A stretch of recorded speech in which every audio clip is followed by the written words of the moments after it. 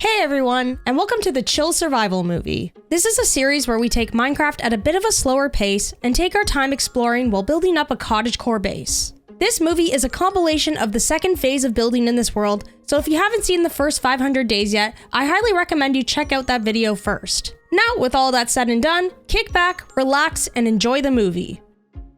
Hey everyone, and welcome back to the Chill Survival series. Today we're going to build a cozy greenhouse for all of our bee friends that live in this flower forest with us. We have a lot of work ahead of us today, so let's get started. So we've been living in this area for quite some time now, so much that we've established a really nice base around us. But there's also been quite a few other residents living here as well. Since we're in a flower forest, we have a pretty big bee population around us. And I think it's time that we build a cozy spot for them. So my idea for today is to build a greenhouse that also functions as an automatic bee farm. That way we can get a supply of honeycomb and honey while the bees get a nice place to live. So I noticed this spot right by our starter home a while back that I think would be perfect for the greenhouse. It has plenty of space, it's got flowers surrounding it.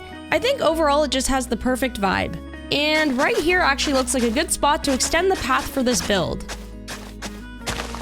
Now I love the idea of having a greenhouse nestled in a forest surrounded by trees. However, we're gonna have to get rid of these for the time being, just to make sure we have enough space to actually put the build down. But like I said, we'll bring them back afterwards because we definitely want to maintain that cozy forest vibe. If we strip too much of that away, it's just gonna look a little bit too barren and won't have the right look to it. Now let's shear some of these leaves while we're at it to make sure we got all of the wood in these knotted trees. They're pesky, but that's okay because we do need oak leaves to decorate with anyway. And I think it's gonna be time that I retire this little tree farm that I have with these spruce trees because the podzol definitely does not match the vibe of this area. I think we might end up having to move that as well. But for now, it looks like we have a pretty good surrounding area to build this. However, I'm definitely gonna have to get rid of some of these flowers too. But of course, bees love all of these flowers, so we're definitely gonna have to bring these back as well.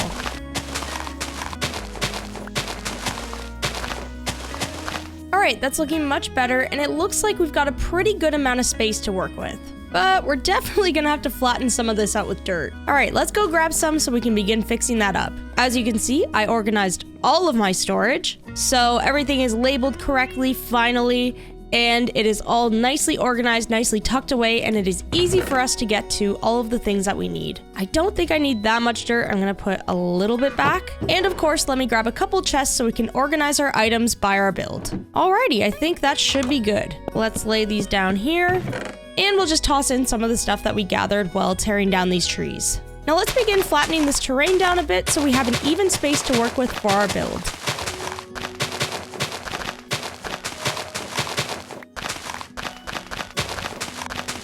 Hello. I'm gonna have to fill this spot in, buddy. Thank you very much.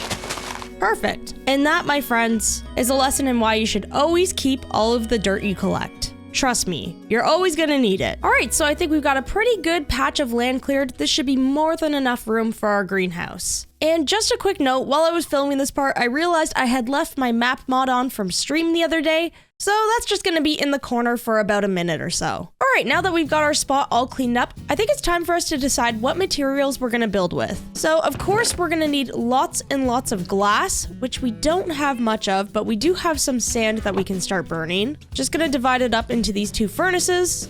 And of course, I do need some more coal in there as well. And as for all of the beams and pillars, I was kind of picturing a mix of spruce, which we've got a little bit left of, and some dark oak, which, we've got like none. That's okay though, because we're surrounded by dark forest, so we can easily get some. And lastly, for the base of this, I was kind of thinking of going with mud brick. We've got a little bit of packed mud, and we've got lots of mud in our inventory, so we can easily make some, so that works out.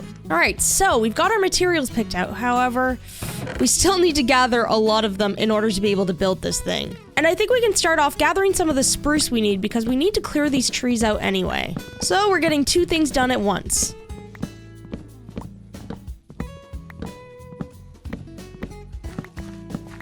Alrighty, they are all gone now. And we've got more than enough spruce that we're gonna need for our build today. So I'm just gonna pick up these saplings and I'm gonna stash them away in this barrel for now, and we'll replant our spruce trees somewhere else. Alright, so the spruce has all been solved. So next we need to get our mud bricks. So to turn the mud into mud bricks, we need to use wheat. And thankfully we have this huge wheat field around us, so that shouldn't be a problem.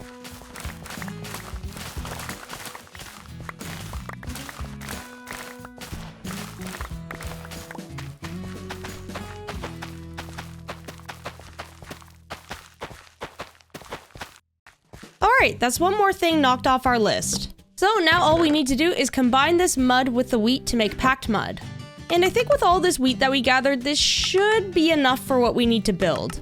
We're pretty much just going to be using this to outline the footprint and maybe a little bit on the paths as well. But of course, if we need more, we can always harvest a little bit more wheat for this.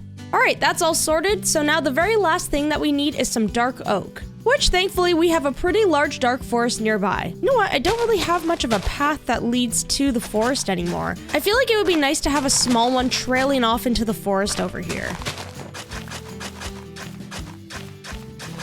Alright, now that we've hit the trees, we can kind of taper it off a little bit more, kind of like this. And I think that looks pretty cute. Doesn't have to be anything special, it's just nice to have paths that lead into areas that we often visit. Alright, perfect. There is our dark forest. And you can tell I was once busy away at work over here because there's still a few pieces hanging around. And I forgot to chop down a log. Would you look at that? Alright, let's get to work chopping some of these down.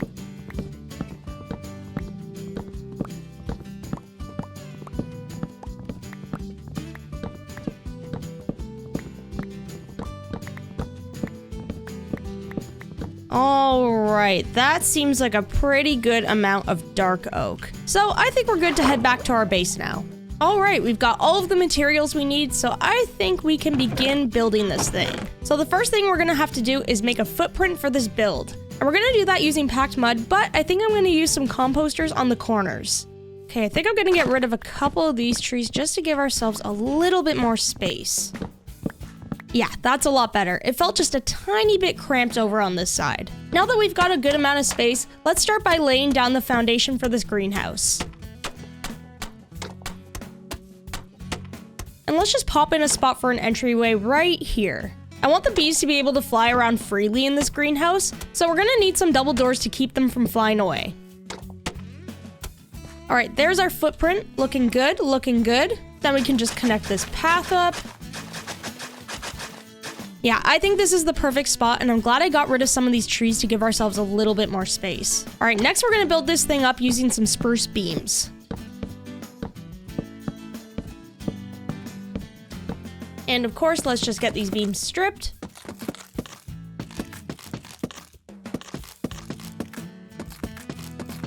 Alright, now all we have left to do is put up the roof and then fill in the rest with glass. I'm gonna start with the roof so we have the entire shape of the build all done and ready to go. Especially because the rooftop is going to be filled in with glass as well. And I'm going to go for a roof shape kind of similar to what we have going on with the barn, where the bottom of the roof is a little bit steeper and then the top gently slopes up.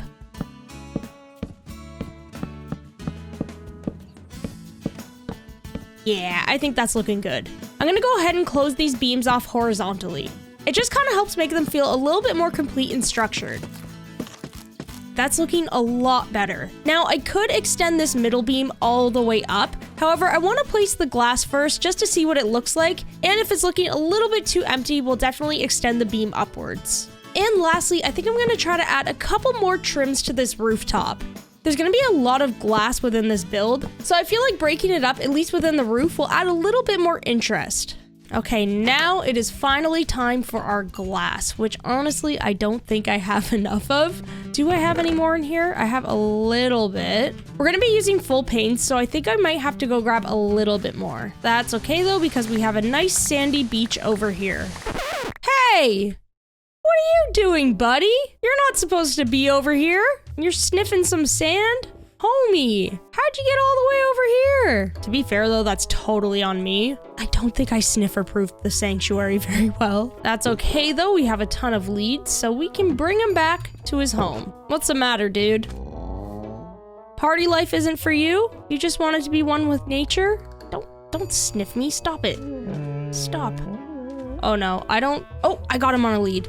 Oh, for a second I didn't think that was gonna work. All right, let's get you back home, buddy. Feel like we can get you through here. Come on. Ow! Uh-oh. Oh no! Okay, we're good? We're good. All right, well, enjoy. Please don't escape again. I'm totally gonna have to fix that soon. But that's a future me problem, because right now we've got a greenhouse to build. All right, let's pop some more of this sand in the furnace. And while we wait for that to burn, I'm just gonna fill in the walls with whatever glass we have.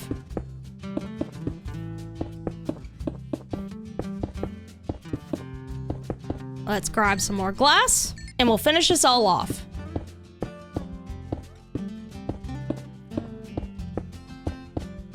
Now, before we move on to the interior of the greenhouse, I'm just gonna add a couple more decorations to the exterior of the build, just to spice things up a little bit.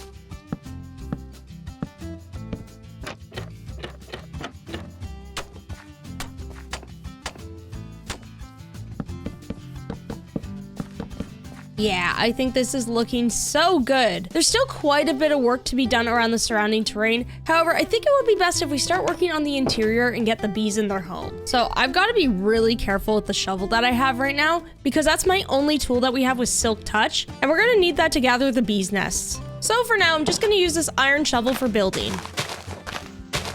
I will definitely have to repair my shovel soon though. All right, before we get our bees in here, I think I'm gonna put some flooring down. And I think I'm gonna go with a mixture of packed mud and mud bricks. It's nighttime, which is actually the perfect time for us to gather these bees because they should be in their nests now. Thankfully, we're in the flower forest, so there's actually tons around us. Even right here, look, there's 2. Perfect. I think they're probably in their hives. I saw them flying around earlier and I haven't seen them since, so I'm gonna risk it. Usually you can hear them buzzing, but I'm pretty sure they're in these. All right, so that's 2 hives so far. I know there's a couple other ones hanging around the base though. So one right here, and I know there are residents in here. I can hear them. Oh, one right here as well. Let's grab that. And we do have this one that has the campfire above it. I feel like there probably are bees in here.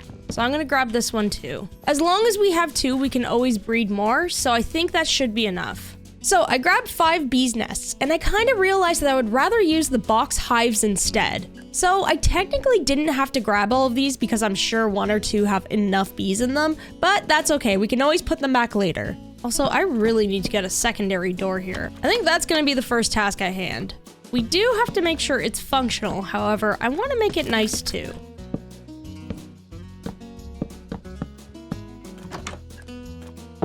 Nice. Now to make this thing functional, let's put a button here. Bada bing, bada boom. No bees are getting out on my watch, that's for sure. Which they won't, because they're gonna love it here. Why would they ever want to leave? All right, so the next thing that we've got to worry about is getting our redstone components for this. We're gonna be using dispensers as well as observers. Both of those are pretty simple things to make. They just require some redstone, cobble, bows, and some quartz. All right, let's start with our observers. I'm gonna go with 5 since we've got 5 bees nests. And next, let's do our dispensers. However, do these bows work because they have damage on them? I think so. I don't think that should be an issue.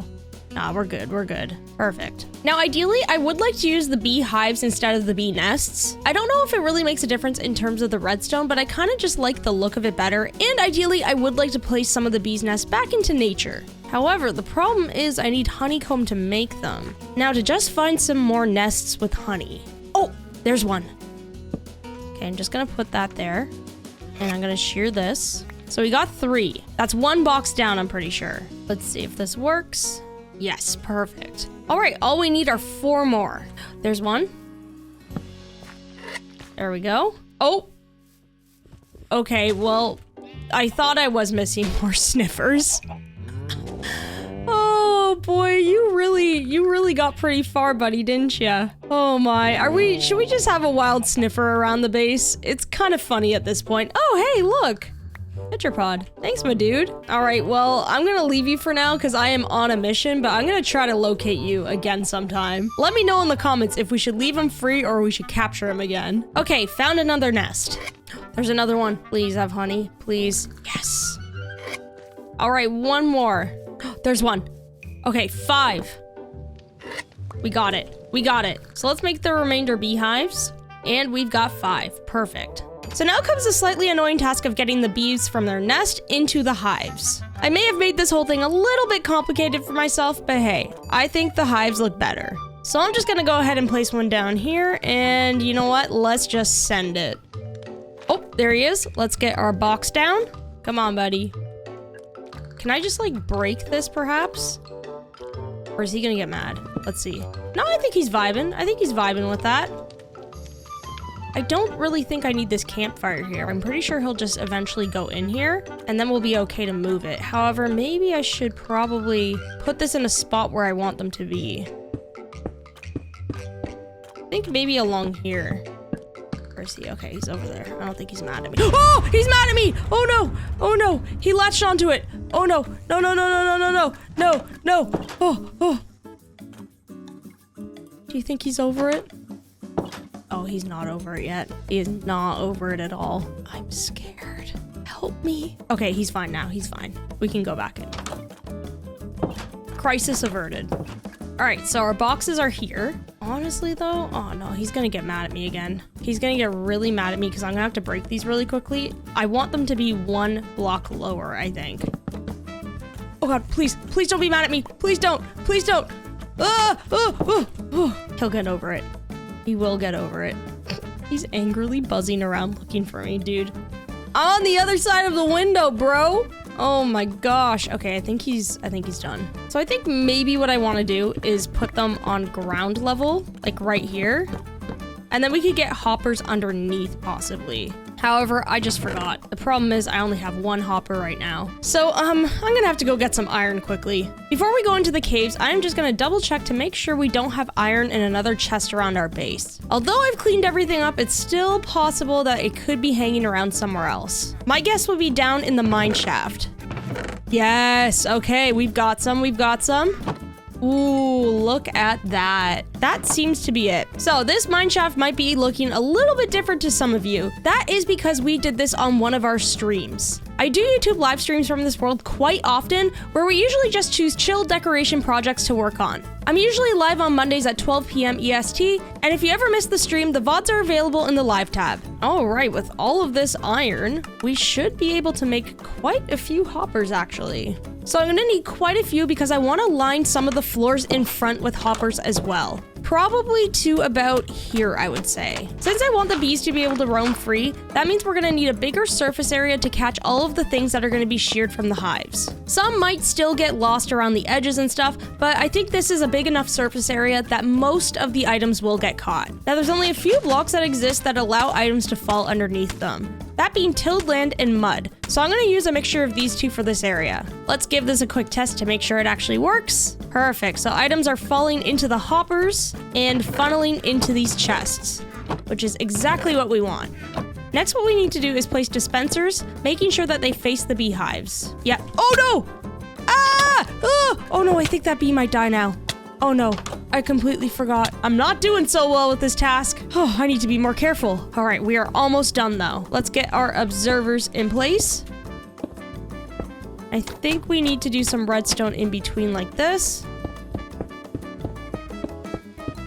And then basically what we have to do is we need to get some shears into the dispensers to make sure that this whole process works. However, we're not gonna know until the bees make honey, and the problem is I think that bee may have just died.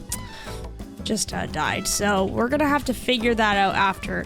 But theoretically, this should observe the beehive, and when the honey is all ready to go, it will automatically shear it, boom, drop into here, and it should drop into the chests. And I think it's safe to say, given what just happened with the last bee, our next task is to, get the rest of the bees sorted. I don't even know. Oh, there's one. Oh, there's a bunch. Oh, would you look at that?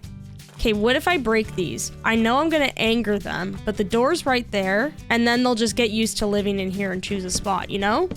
Okay, I'm running. They are angered, I think. Oh, wait, no. I don't think they seem to care. Look at that. Oh, okay. They went into the hive. You know what? I might not even mess with the rest of these nests. We can easily get more bees if we breed these ones with flowers. Hello. Can I offer you some flowers? There you go. I already gave you a flower. Okay, I'm gonna take this flower out of my hand. Enough. Enough. You go into your little hive thing. Go on. He has a mind of his own. Almost like somebody I once knew. Could that be? No, that can't be Tony. I'm probably gonna have to wait for them to actually make some honey. But in the meantime, I'm gonna breed these bees because look at how cute the baby bee is. Oh my gosh. That is the cutest thing I have ever seen. Look at you go. You're tiny. You're so cute. While we wait for our bees to start producing honey, let's finish up decorating some of this area. This little area kind of ended up being a little bit in front of the door, which honestly, that's okay. I probably could have pushed all this back one more block and had the chest access from the outside, but I don't really think it's much of a problem. It's not like it's really impacting anything. We just won't block this off with like fencing or anything. All right, with that all done, let's move on to decorating. And I think I'm gonna start with the exterior of the build. So of course, since this is a lush, beautiful greenhouse, we need to make the surrounding area kind of look like that as well, which means we need a ton of flowers and saplings just to completely fill this area up and make it look super lush. So I'm just gonna start things off by getting rid of some of this podzol, and I'm gonna do it the quick and easy way by just bone mealing a bunch of moss around here. All right, that's all good. So now let's drop some saplings around. I want this build to feel like it's really integrated within the forest, so we're gonna plant quite a few back. Also, we haven't used any cherry saplings around this base yet, so I think this will be the perfect spot to pop some down. The trees are all planted, so now let's bone meal some of this grass just to bring back some texture. Plus, since we're in the flower forest, this is gonna give us way more flowers than if you were to just bone meal grass from the plains. All right, we've got a really good base going for us here, but now I think I'm gonna pop in some lilacs. These are gonna complement the cherry trees really nicely. And finally, let's bring in some patches of moss around the front of the build. This will allow us to plant some drip leaf, which I think looks really nice amongst other flowers. All right, I think I heard a redstone component tick. Let's check to see if this worked. Oh, it did! Yes! Okay, perfect. So I'm definitely gonna have to get some more shears in order to be able to shear the last few boxes, and we can also use honey bottles to collect some honey. So lastly, for the flowers in this area, I think I'm gonna put down some cherry petals. This is another thing that I haven't really used from the cherry forest aside from the build that we did in that biome. So it's nice to finally integrate all these 120 items into the base. We need some light to this area and we're gonna have to hang lanterns, but let's also place some glowberries around this thing. Ooh, hanging some from the trees will look nice too. That way we'll get some nice ambient light around the build. And finally, let's hang some lanterns on the side of the build. And I think the exterior of this is looking so nice. I ended up thinning out some of the trees behind the greenhouse because it ended up looking really busy. And then after that, I just added in some things along the pathing, some lighting, and I think we're all good to go. So all we really have left to do is finish out the interior of the greenhouse. So I'm gonna start off by putting some beams on the ceiling. I'm gonna kind of have them crossing in between one another. Then I'm just gonna toss a bunch of leaves in between and hanging off of them as well. Next, let's cover up the components of this redstone farm just to make it look a little bit nicer. I think it would probably be best to kind of cover this up so the bees can't get to it, just because I don't want them to get stuck in the redstone or storage area. Sorry bees, this is the employees only zone. And lastly, because of course since this is a greenhouse, we gotta get some cute little tables that have flowers on them. Let's just pop down a bunch of flower pots. Now let's get some nice trees and flowers put in. Oh, look, he loves it. I don't mean to brag, but I think this area is already a big hit. All right, and here is our greenhouse all complete. I think this turned out so cute. I really love the exterior. I'm happy I kind of went with a theme of all of the azalea leaves. I matched all the pink flowers with the cherry trees, and I think it all just came together really nicely. I especially love the placement of the greenhouse. The pathway feels like a little bit of a secret area that you stumble upon, and I think it just looks super cute and magical. So for the inside of the build, I ended up stripping back some of this flower bed just because it looked a little bit awkward right when you walked in, you were stepping in mud. However, if I notice that too much of the honeycomb isn't getting picked up, I might just put it back. But honestly, we're not really gonna need that much honeycomb for building or anything. I mostly just wanted this greenhouse because I thought it would look cute. And look, the bees, they're loving it. They're having the best time. So basically, I just decorated this out, trying to make it as overgrown and cozy as possible. I added some flowers that I thought the bees would like, added in a lot of lighting, and yeah, I think it looks really cute in here. I'm really happy with how it turned out. Plus, we have easy access into our farm. So as you can see, we've already collected some stuff right here. We've got some honeycomb, and all of the stuff that fell into this while I was building.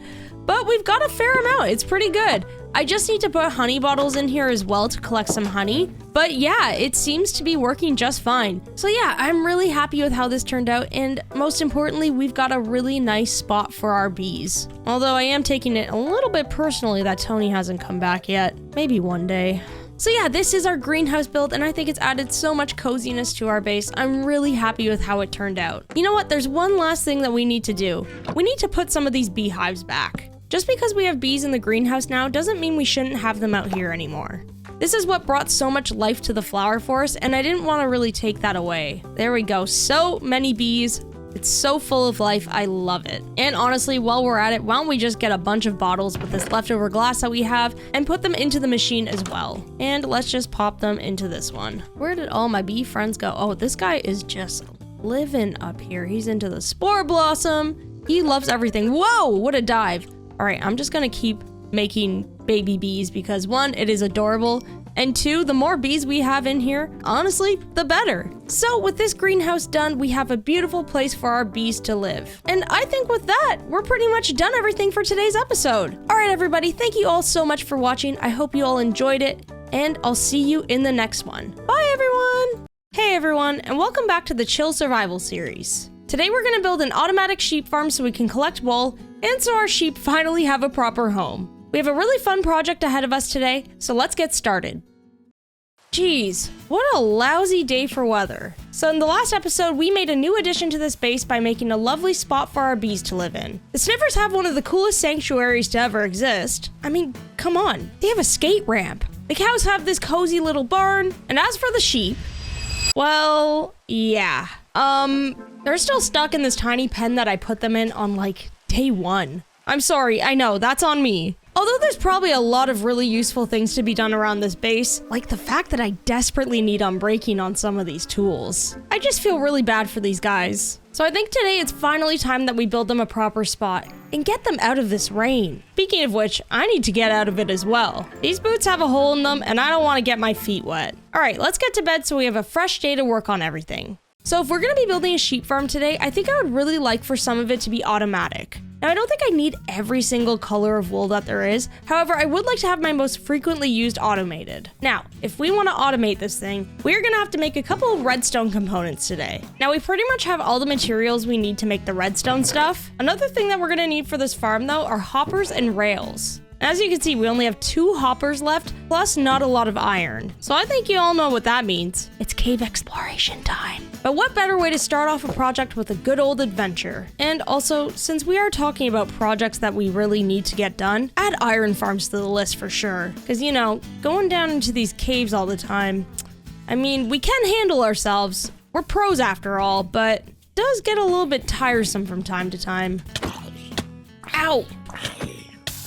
Ouch. Oh, there's some iron right there. Oh my gosh. There's just a group of creepers over there, though. I will be avoiding that. I think I'm just gonna bridge over top of these guys. And let's scoop some of this up. Oh, there's diamonds there. I feel like I've walked past these diamonds like 5,000 times, yet somehow I always miss them. Sweet. All right, iron. Where are you at? Whee! Oh, look at all of that. Excellent. Except it looks like I gotta get through all these guys first. Handling it like a pro. Bye-bye. Oh, look at this. There's so much. All right, let's collect some of this iron up. Might as well collect some of this gravel too, because we always need it for coarse dirt. All right, we're at a stack and a bit. That should be good. I'm just gonna check a couple of these. Whoa! Definitely can't complain about some more diamonds, that's for sure. All right, let's grab all of this, plus that diamond. So lucky. And I think, oh, even more. Okay, we're getting real lucky. I think after this, though, we should be pretty much good with all of the stuff that we've grabbed. Although a little bit of granite wouldn't hurt either. All right, I say we have more than enough goodies, so I think it's time to head on out of here. There we go, home sweet home. So we actually did quite well in those caves. Now, let's begin by burning up some of this iron, and I am going to magically sort this inventory in 3, 2, 1. Whoa, look at that! Crazy, right?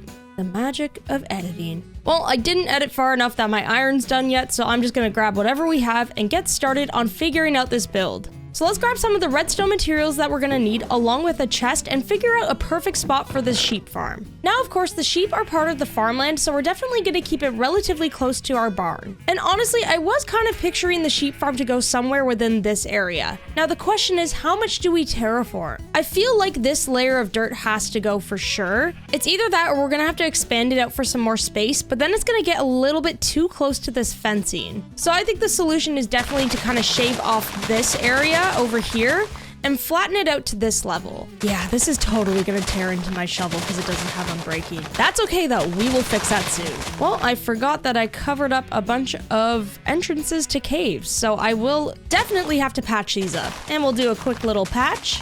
Yeah, I feel like this is a pretty good amount of space to work with. Now, my next question is, which way do we want to face this farm? So we could face it this way, so it's kind of facing the barn, or we could face it this way, so it's kind of what you see when you walk up this path. Honestly, I feel like facing it so it's what you see when you walk up the path would be kind of cool. Then it's an introduction to all of like the farmland with the animals. So if we're gonna be facing the build this way, I wanna give us a little bit more space to work with. Whether we build the sheep farm close to the path or a little bit further back, I just wanna make sure I have enough space to work with. Plus it would give us space for another potential farm build down the road.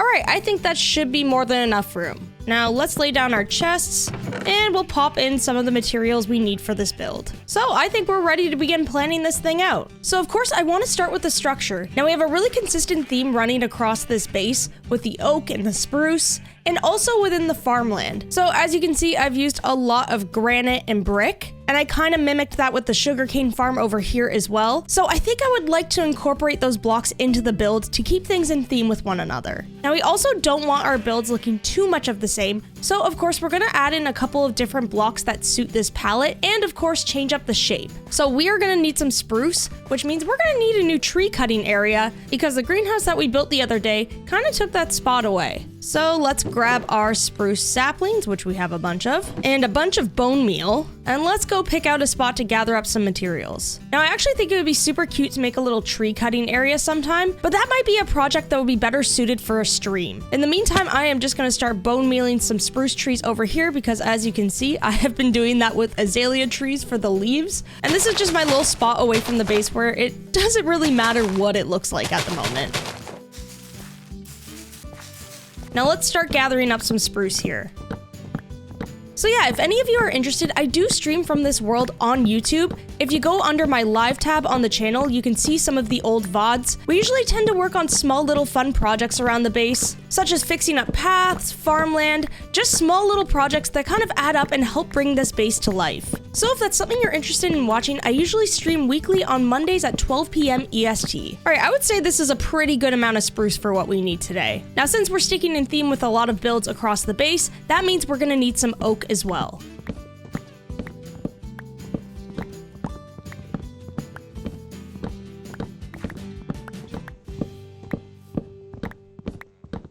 Okay, I grabbed quite a bit of oak. Probably a lot more than what we actually need. However, a lot of these builds get really expensive for that material, especially because we use stripped logs. So I think it's better just to not worry about having enough of one material. Now I'm just gonna stash all of this stuff away very quickly. And the last thing I'm gonna do is go check to see if we have any spare materials in our storage. It's always good to check back and use some of the stuff that we already have. Oh yeah, we got lots of stuff we could use. Now to differentiate this build from some of the other stuff that we have going on in this area, I think I'd like to try to use some deep slate as well. However, my inventory is looking pretty full, so we'll have to come back for this. All right, we are clearly just stacked for today with all of this stuff. I can't believe it. We have way more than I thought we did, to be honest. I am, however, getting pretty hungry. Sorry.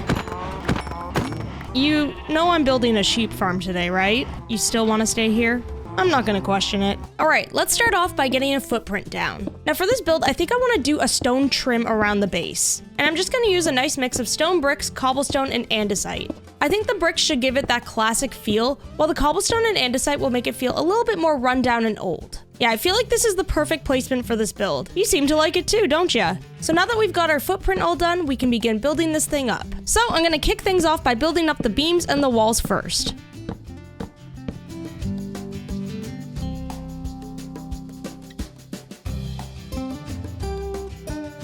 All right, here's what we have for the shape so far, and I know it's looking kind of awkward right now, but that's because I want to do a little bit of a curved roof on the entryway. I think roof shape will definitely be one of those things that will help differentiate this build from the other ones that we have in the farmland. So this roof is going to start very low on the structure, and I'm going to use slabs to slowly curve it up until we reach a couple blocks in where I'm going to make it really steep using planks and stairs.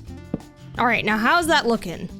Ooh, yeah, I think that is perfect. I love that. That's gonna look so much better once it's all filled in too. All right, now onto the roof for the main part of the structure. I'm just gonna keep this one super simple by using slabs to slowly curve upwards, very similar to what we have with the barn and the sugarcane farm. Basically, I'm going to keep this roof a lot more shallow, so it will pretty much evenly meet with the entryway roof of this build. It's all pretty much still a skeletal structure, but you can kind of see the direction this is going in. But we're about to fill this roof in, and you'll really start to get the picture of where we're going with this. So pallet for this rooftop. And of course, I want to integrate the brick and granite into this build, although we probably only need granite for this, especially because I want to mix in another block type on this rooftop. Now, I was kind of thinking that deep slate and granite go really nice together. Put these two beside each other and you can see they really pop and give a lot of contrast next to one another. So the way that we can effectively incorporate two very different types of blocks into this roof is divided up using spruce slabs. So for example, let's throw down a chunk of granite right here,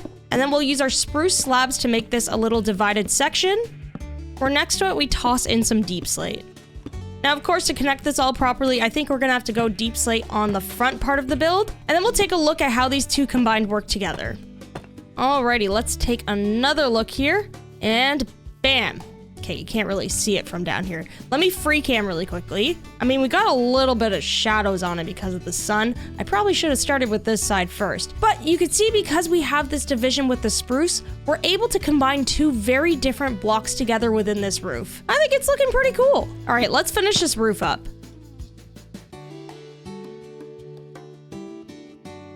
All right, I would say that the structure is pretty much done and it's looking really good. Let's do a little walk away from it, see what it looks like from the path. And yeah, I think we made the right decision with which way to face it. I think it just brings a little bit more interest to this area. All right, we are good to go. So I think the next thing that we need to work on for this build is the redstone components of this farm, because that's what's gonna dictate what the interior of this build is gonna look like. So we're gonna have to grab our redstone materials. We're gonna have to make some observers. Let's start with 5, and also we're gonna need some dispensers. And for that, I need some bows. And it's a good thing we have plenty of those in our skeleton farm. Yoink. And since we're here, there's a couple other things we're gonna need. So we're gonna need some glass and some gold for powered rails. Now let's get our dispensers made, and next we'll craft ourselves some extra hoppers. And then we're gonna have to start making rails. So we're gonna need some powered ones to keep the hopper minecart moving back and forth. And then with that, we're gonna need some regular rails in between. So I think we got pretty much everything we need for this farm. So the first thing that we're gonna do is lay out these quadrants for the sheep. And I think we might actually be able to fit 6 in here. So we're gonna have to make a couple more redstone components if that's the case. So the first thing I'm gonna do is lay down an observer. So let's take a look to make sure. Yep, the little face is pointing towards the grass, and we're good to go. Next, what we have to do is put a dispenser on top. And then we're gonna sprinkle some redstone down behind the dispenser. So basically, the observer notices that the grass is turned to dirt when it's eaten by the sheep. And once that happens, the redstone sends a signal to the dispenser to shear the sheep for its wool. I'm not a redstone expert, so I hope I'm explaining this right, but that's the gist of it. Now, as you can see, this redstone signal is kind of technically sitting outside of the build, but honestly, I wanted to keep this build in general just a little bit smaller in terms of scale. So to make it so we still have enough room on the inside to decorate it, I just kind of figured it would be a little bit easier to cover it up with leaves or something on the outside. Plus, when we need to refill our dispensers with shears, we can actually more easily access them from the back of the build. So next, all we really have to do is get our rail collection system in. Let's pop the chest down that the wool will feed into, pop the hopper down that's gonna funnel the wool into the chest, and then from there, we're just gonna pop down the rails that are gonna sit underneath the farm. Now let's give these bad boys some power, and let's see if this works. Well, is it gonna make its way back? Yep, there we go. Okay, it works. So with our collection system running underneath, I think we can patch this back up again. All right, I'm gonna go ahead and install the rest of this farm, and then we should be able to get our sheep in here soon.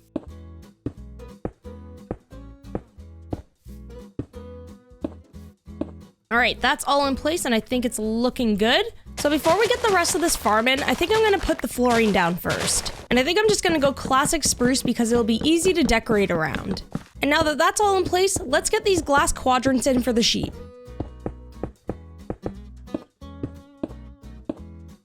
One last piece of glass. That's it? Why? I was so close to completing that. Sometimes this game do be like that though. All right, let's grab a little bit more sand for like one piece of glass. And we'll just pop some of this in. And one last piece of glass going in right here.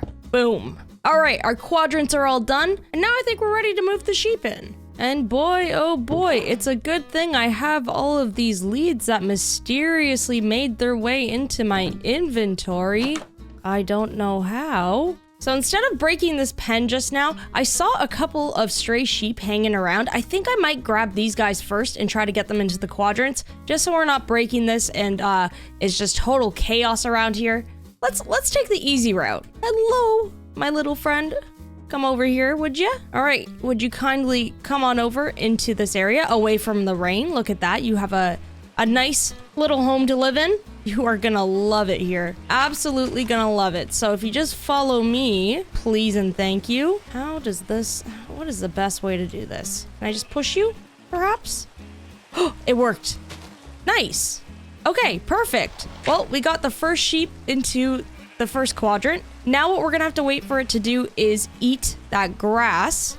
So it turns into dirt and then it will get sheared, except I just realized it won't get sheared because I don't have any shears in there. You know, that's a little bit of a problem. In order for this to work, we need shears in there. You know, if you wanna bunch that grass, that would be nice, just so I can make sure everything's working. Don't you want a little snack? Come on. Yes! It worked! Oh, and I think it got collected too. Let's go over to our chest to see if the wool got dispensed. And it did. Look at that. All right, so we got our very first sheep in there, which is perfect. Now we just got to do that 5 more times and we're good to go. And it looks like here is our sheep number 2. Let's get you in here. Please. Let's go. Number 3 coming right up. Flawless execution. Except I'm a little stuck here. There are just so many sheep around this base. I don't even have to take any from the pen. Look at this. Come on, come on. Oh, there we go. Perfect. Okay, we're done. So before we add shears to all these quadrants, I just want to dye some of these sheep. Basically, the colors that I chose are pretty much just my favorite ones for decorations. I most frequently use all these colors for carpets, beds, and just other decorations. And honestly, I could have built a farm that would have had all of the wool colors, but I think it would have just been too much wool that I would have never used. So I think this setup is perfect for me. Now I'm filling up all the dispensers with shears, but I think I may have made a bit of a mistake. The sheep have eaten the grass, which is great. However, it's not growing back. And I'm pretty sure it's because these spots of dirt need more grass around it in order for it to grow. So I'm gonna bring some grass back into the space, and then hopefully if we give it some time, it'll grow back. Oh, it works! So now all I have to do is finish replacing this, and then we can place all of the shears in the dispensers, and I think we're good to go. Here we go, now we're rolling. So now that we know this works, let's get a bunch of shears. And I'm gonna make sure each dispenser has at least 2 sets of shears in it. That should keep this thing running for a while. And I think we are all set and ready to go. These guys just need to eat their grass once it actually grows. It is taking a little bit longer, but I do think that it will grow back eventually. The one at the end did, I just didn't have any shears in it. So I think it's just a matter of being patient right now. But now that all of the redstone is done, we pretty much just have to decorate this place and then we're all done. I don't know why, but I've been really itching to get started on decorating the exterior. So I think I'm gonna go with that first. So let's of course kick this off by actually connecting this path over here. And yeah. I mean, this thing doesn't even have proper windows or a door yet. So let's get started with that. And we'll get a nice little planter above this window. And let's get some walls at the front of the build as well as in the corners. This will give us some nice shape and also allow us to put some things on top like flower pots and lanterns. Next, I'm gonna pop some garden beds at the front and sides of the build. And I'm just gonna toss down some fencing in front to make it a little bit more enclosed. The fencing won't fully connect to those walls that we have in place. However, I don't really mind that. I actually like the look of it. All right, let's get some of our smaller details in to really pull this all together.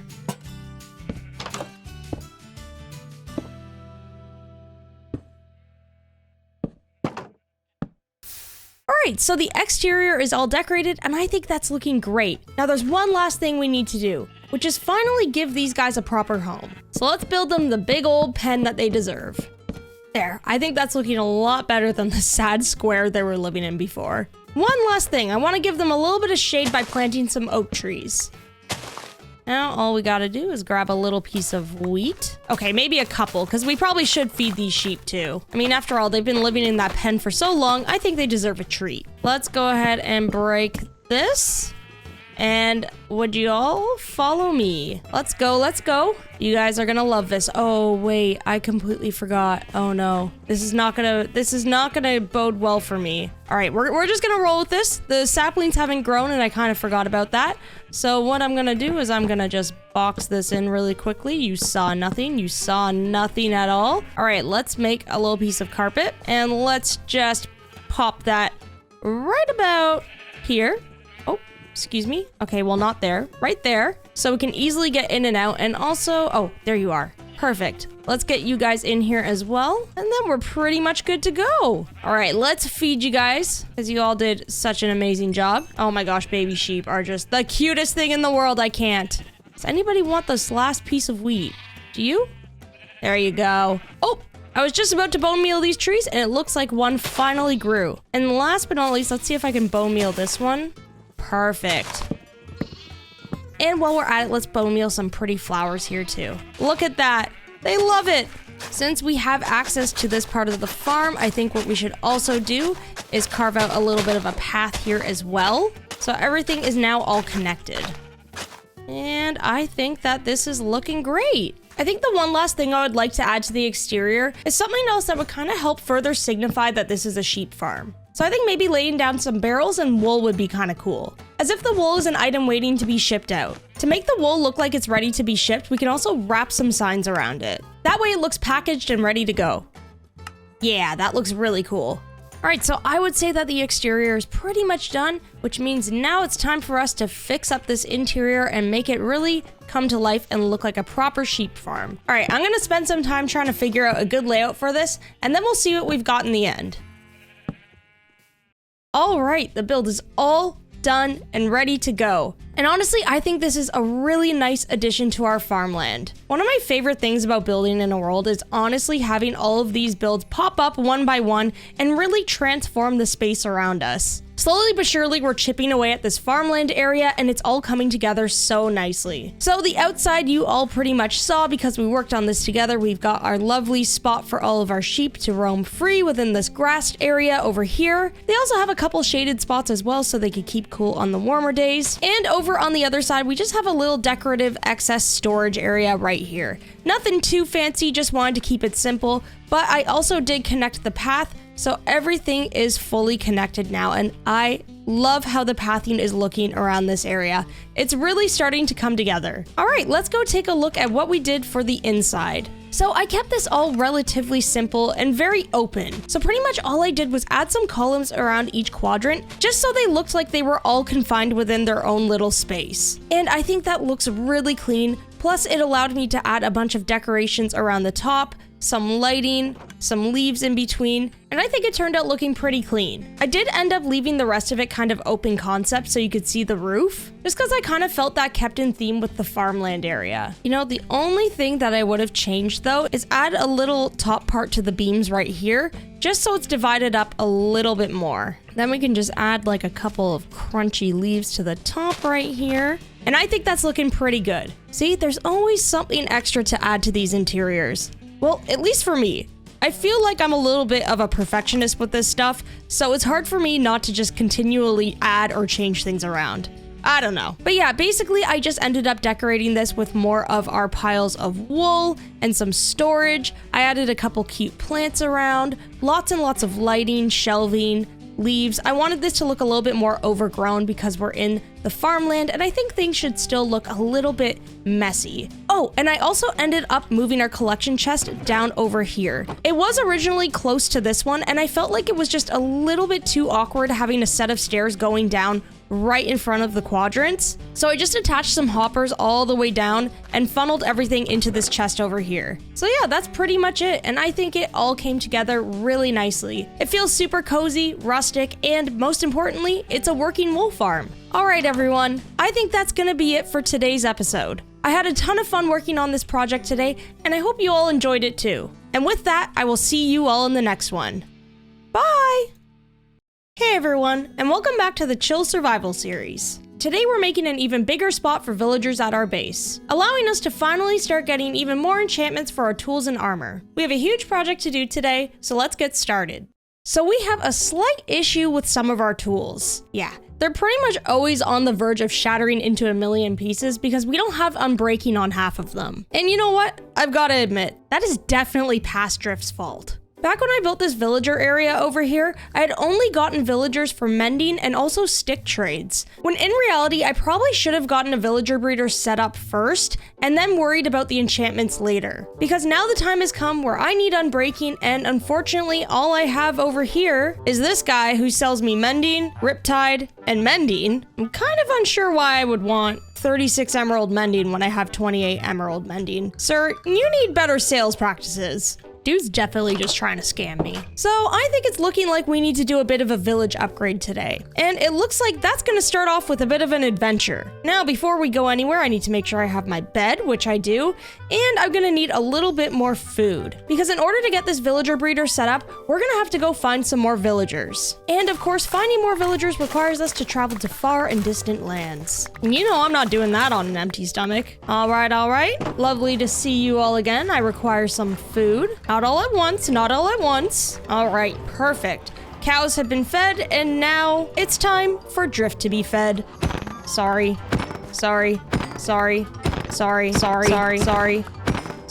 All right, 29 steak should be good for this journey. And of course, my boat seems to be missing. I probably put it somewhere different, so let's go make one really quickly. I've got to be honest, I haven't really adventured outside our base in quite some time. I've just been super busy with projects around the base, and it's just really cozy over here, so I haven't really had a need to go elsewhere. But today that is all going to change because we are finally gonna fix our villager problem. As soon as I make myself another boat. Let's be real though, I probably have a stash of these hidden around the base somewhere. Alright, looks like we finally have everything, so I think we're ready to head off. Now I'm going to be traveling back to one of the villages where we found our original villagers. That's because when the 120 update hit, I ended up having to trim some of the chunks around our base in hopes that some of the 120 features would generate. So basically what I did was I used a program that allows you to trim chunks and reset them. And in that process, I actually ended up accidentally wiping this village, so any damage that I had done to it prior has now been restored. So unless this biome has changed over to a cherry biome, which it probably likely hasn't, that means we'll have a fresh, untouched village for us to gather up some villagers from. Now, if I can only remember where this thing is, though, I think it might be somewhere over here. Oh, there it is. Okay, perfect. All right, yeah, so this village has fully been restored. All of the villagers are back in their place. And as you can see, I did a lot of damage to this house previously, and it is all looking nice and tidy again. Perfect for me to probably destroy once more. All right, so I guess maybe I should just start off by gathering up a villager. Well, I mean, that was easy. Well, that's pretty much all I probably have to do. Seems easy enough. All right, my guy, let's go over to our base. You know, this village is pretty ideal to bring villagers back from. It's on top of a mountain, so I can use this boat the whole time to get back to the river, which means I don't have to constantly break it and walk the villagers around using workbenches. And then as soon as we get to the river, it's a clear-cut home. This seems easy. Too easy. All right, off we go. And it's time to bring our first villager home. Dude has suddenly decided he no longer wants to be a farmer. He got away from his village and said, you know what? Maybe there's a different career path for me. And you know what, buddy? There isn't. I'm just gonna make you a farmer again. I'm sorry. All right, buddy. Welcome to your new home. Except your new home is actually just gonna be this dirt hut for now until I grab the other villager because I really don't want anything bad to happen to you. Bro, I had to build this up 1 block higher because his big head is in the way. All right, villager number 1 secured. And with that, we are on our way to get villager number 2. Let's hope this is as easy as the first one. Hello? Does anybody want to come hang out with me? Hello? Oh, there's somebody there. Hi. Hi, do you want to come back with me? Come on, get in the boat. Get in the boat. Get in the boat. Oh, it worked. Okay. All right, now I just have to go down this way, and I think we should be good because we're still at the top of the hill. So as long as we maneuver around some of this stuff, it should be a clear cut to the river. Ah, get out of here, leaves. Ah, you seem very unbothered by this, villager. He's like, I don't know what's going on. I'm just here for the snacks. Oh, gotta avoid that pit. It's like a professional racetrack.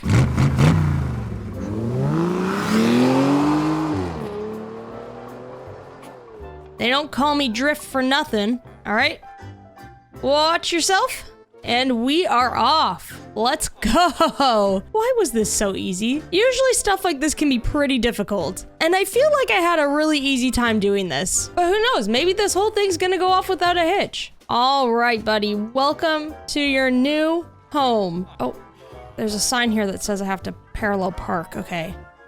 Let me just straighten myself out here. Oh, wrong way. Okay. Yep. Sorry, I'll just be a second. Yep. And I think we are good right there. Perfect. All right, so just like the other villager, you, my friend, are going to go into a temporary box. And we'll give you a little light so you can continue reading your Goosebumps books. Don't get too scared now. And let's close this off. All right, so we have our 2 villagers contained in their safety pods. I'm just trying to make the dirt hut situation sound a lot nicer than it is, and safety pod sounded like, you know, I don't know, just nicer than a dirt pod. So I guess these guys are probably gonna have to stay in here until we build them a nice house to live in. Now all we have to figure out is where we're gonna build this house for them. We're probably gonna have to build this thing a little bit bigger, because since this is a villager breeder, we're gonna have to be able to fit quite a few beds in there in order for the villagers to properly spawn. Now this is the area where we keep most of our villagers. Well, I mean, the 2 that we have. But I always did imagine this area to kind of be a little village amongst the base. So I'm wondering if we have enough space to actually put this build over here. I mean, this seems to be a fairly big patch of land. I feel like we could potentially fit a build within here. That would just mean we would have to do some terraforming to flatten things out a bit. And as you can see, this shovel only has a little bit more juice left in it, so this is a little bit of a problem. But that's okay because we have this skeleton spawner which can help bring this thing back to life until we get that sweet, sweet unbreaking. And then we won't have to spend so much time down here. Although I really love this build and it's actually surprisingly a cozy space, I'm kind of sick of having to repair my tools all the time.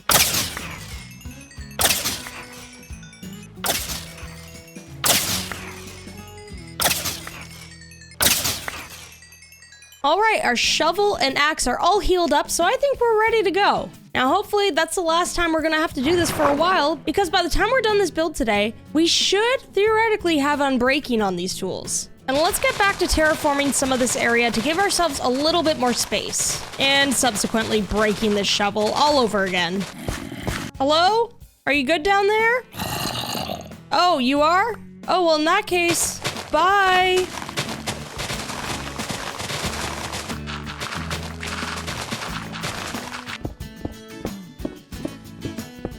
Boy, what a mess do we have here. I mean, there's even a pair of floating leather pants amongst all of this rubble. But I think this should be a decent amount of space to work with. So the next thing we need to do is figure out what this thing is gonna look like. We kind of have an array of pallets going on in this village already. So I think for this house, we can pretty much go any way that we want with it. The one thing that's kind of consistent with these builds is that I used a lot of cobble as well as oak. So I'm thinking we at least incorporate those 2 blocks. Now, what else do we have that we could work with? What if we use some mangrove? That would pair really nicely with the oak and the cobble. And of course we have some spruce, which we can always use for trim if we want, but I think we could also tie in some dark oak as well. That would complement the mangrove really nicely too. All right, let's see what we got for the wood types. We got the mangrove, the oak, the spruce, and the dark oak. I mean, honestly, it's a lot of different wood types all at once, but they kind of work together. I don't feel like these blocks are too much in competition with one another. Rather, the contrast kind of works together. Now, of course, we're going to be using the andesite and cobble as our base. However, what if we incorporated a little bit of granite and some brick to complement the mangrove? This is a much larger palette than what I usually go with, but I think they can all work together. It's pretty much all about how we place these blocks and utilize them. Now we have tons of mossy cobble and a little bit of andesite, but it looks like we need a little bit more cobblestone and definitely some more granite and brick. And of course, some mangrove, which, that's the worst tree to chop down. But you know what? It'll be worth it because the mangrove always looks really nice. But because I really don't want to chop that mangrove tree down just yet, I think I'm going to venture into the caves really quickly to gather us some more granite as well as some cobble. I love avoiding the difficult tasks, even though I have to end up doing them anyway.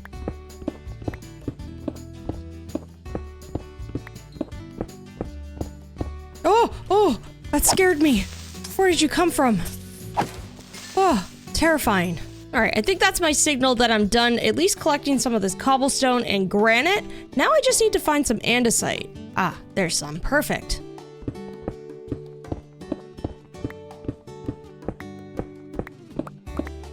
And that should be good for our andesite. So with all of that collected, that means we just need a little bit more brick and mangrove. All right, let's find ourselves some clay. And I'm just gonna use an iron shovel on this because our diamond one has silk touch, which makes it so we gather full blocks of clay instead of the clay balls. Toss this into the furnace, let it cook, and now it's time. Oh, okay, let's just get it done.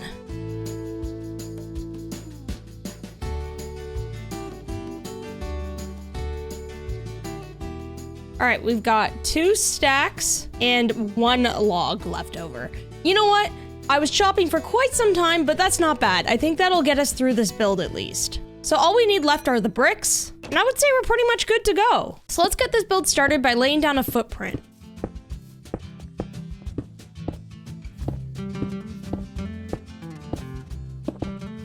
Yeah, I think this placement is perfect. It's not blocked off by any of the builds, and there's a clear line where we can draw a path to it too. So we've got our trim down. Now all we have to do is start building up these walls. I'd like to give this build a little bit of height, so I think I'm gonna make the square portion 2 floors high, while the part on the right is gonna be 1 floor only. Now, I'm not gonna be building up an automated villager breeder within this space. I've built a bunch before, and honestly, they're incredibly useful. However, most of them are so efficient that I usually end up with villagers that I don't know what to do with. So I think I'm gonna go with the classic carrot and bed route.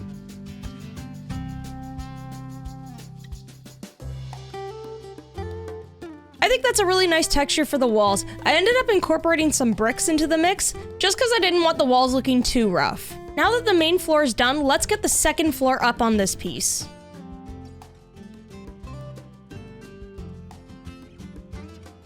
All right, we are getting there with the shape. All we have to do now is get a roof up and the general shape will be pretty much done. So let's start with the roof on the bottom half of this build.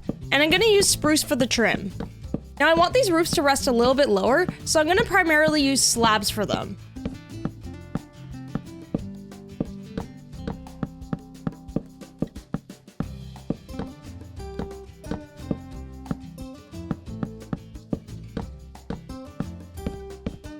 And this is looking good, looking good. You can begin to see where we're going with this. Last but not least, it's time for the big old roof on top of this piece. And for that, I think I'm gonna go with dark oak.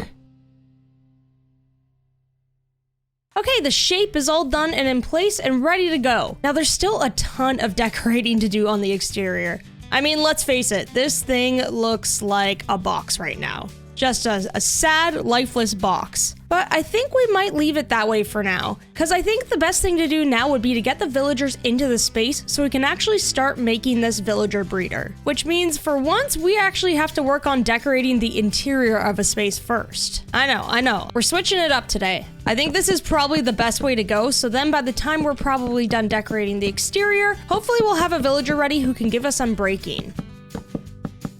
I think we can get rid of all of this here to bring some height back into the ceiling. And now we just have to figure out what we're gonna do with this space. Now, pretty much all of this space is gonna be home to, well, a ton of beds, but I also wanna make sure we have access to the upper floor. And the best way to save some space would be to get a spiral staircase in. So I'm gonna start with building up the beam. It seems as though I'm very high up right now.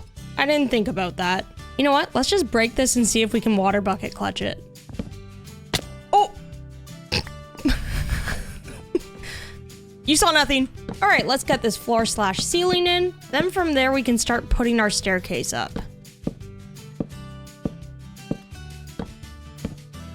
And just to cover all of this oak up, I'm gonna put a trim around the edges here. There, that's looking good. So before we decorate and move all of our stuff in, I think we should probably figure out where our windows are gonna go, just so everything is properly sealed for when the villagers get here. Now I'm thinking we could probably pop out a couple windows here. And maybe a couple down here as well. Oh, and on the top floor as well. And then we'll make sure these windows and doors are sealed so the villagers can't get out. It's for their safety, of course. All right, the final thing that we need to do in here is decorate this with a bunch of beds and just some nice decorational things that they will enjoy. Except I need to remember, don't put any barrels in here. I'm probably gonna forget, but this is just a reminder to myself. Do not use barrels. Because then the villagers are going to take on the job of a fisherman, and it's just going to be a whole thing, and it's just not going to be fun. So we need a ton of beds, which is good because, oh look, in the last episode, we happened to make a wool farm. And would you look at that? Wool! Tons of it. All right, let's go with green beds, maybe a couple brown beds too. That would be nice. And let's get these beds made. 6 green beds and maybe 6 brown beds. That should probably be good. And then from here, let's just start tossing in as many beds as we can. Ooh, you know what? We should probably put like a beam here or something. Hold on a second.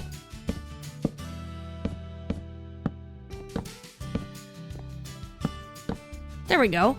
Fancy. There, I think that should be more than enough beds. I don't think the villagers need too many. Just as long as there's a bed, that means a villager can spawn. So this should give us plenty of villagers. Now all we really need to do is decorate this to make it a little bit more cozy. Let's give the villagers some shelving.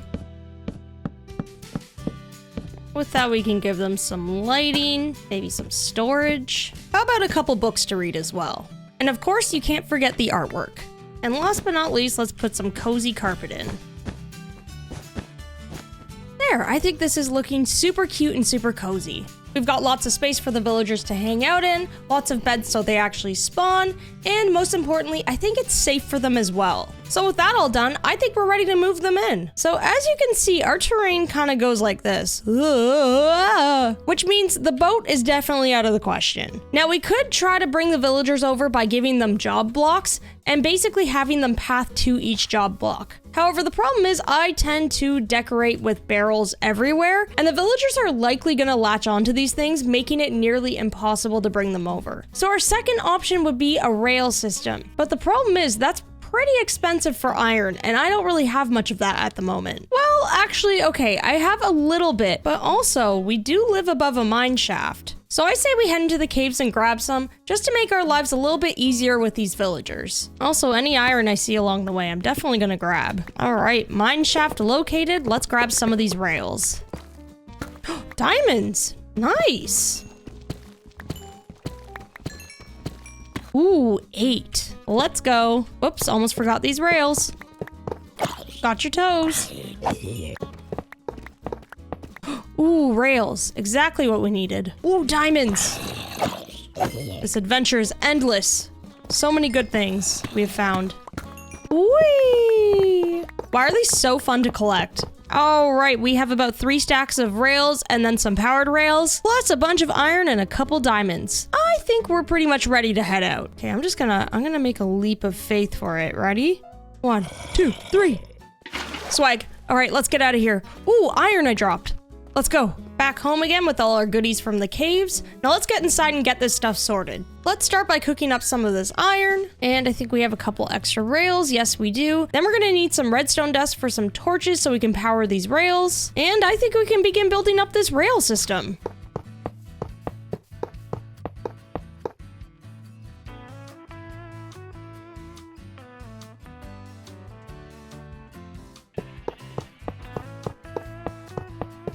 Okay, so I had a little bit of what I would think is, whoa! What you doing, buddy? So let me free cam for just a hot second. As you can see, we have a pretty clear line of rail path all the way over here. However, I was starting to run out of rails. Well, at least the powered ones. I don't have any of those left. So I just basically cut the rail system off over here. And what I'm gonna do is I'm gonna boat these guys over this way and just begin their path to the villager breeder from over here. I think that was pretty smart. All right, it's time to bring our villagers over to that spot. Hello, homie. How you doing? I know it's been a couple of days. We're just gonna move you on over here. And just as a precaution, I am gonna get another little box above this guy. I don't think he should be able to leave through here, so I'm going to get the minecart ready, and I'm gonna break this boat, and hopefully he'll just, you know, just scooch on in there. Come on. Just scooch on in the... Oh no. Oh no. It's not good. Uh-oh. That's not good either. He's fine. He's fine. All right, let's give him a little push. And let's see if this works. Oh, he's zooming. He's zooming. Bye. Oh, this seems to be working. And let's double check. He is safely in here. Gonna have to break some of this carpet though, so we can push him in a little bit further, just to give ourselves a little bit more space. All right, you hang tight, dude, and we will be back in just a moment. Number 2. It is your turn. Let's get going. No time to waste. Let's bring you up into pod number 2. And we'll close this off. Get this cart in. And break this. And would you kindly go into that cart, please? Please, please. Sir, please. Why? Why do you make this so difficult? Stop swimming! Why do you like it so much? Maybe I can, like... Hold on a second. Oh, nope, he's out. He's out. Get in the cart. Oh, okay. He's in the cart. Now we push the cart, and then he goes to join his friend in the house. Bye! See you soon! Okay, they are in the villager house, all good to go. So all we really need to do is put our doors back like this, and put trapdoors over top so they can't clear this because their big old heads can't get past the trapdoors. And I think we're safe to break them. There we go. Look at that. They can't get out, but... because I have such a short head, I can. All right, that went pretty well, actually. Now, all I need to do is clean up this mess.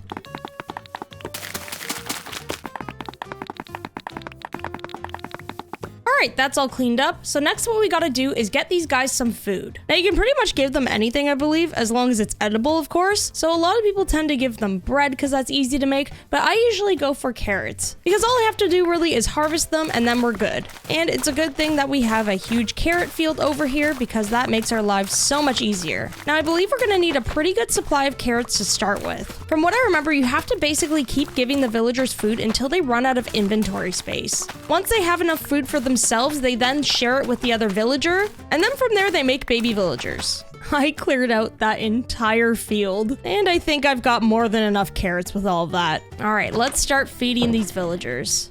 I am just gonna drop them a ton of carrots in hopes that they pick those up. There we go.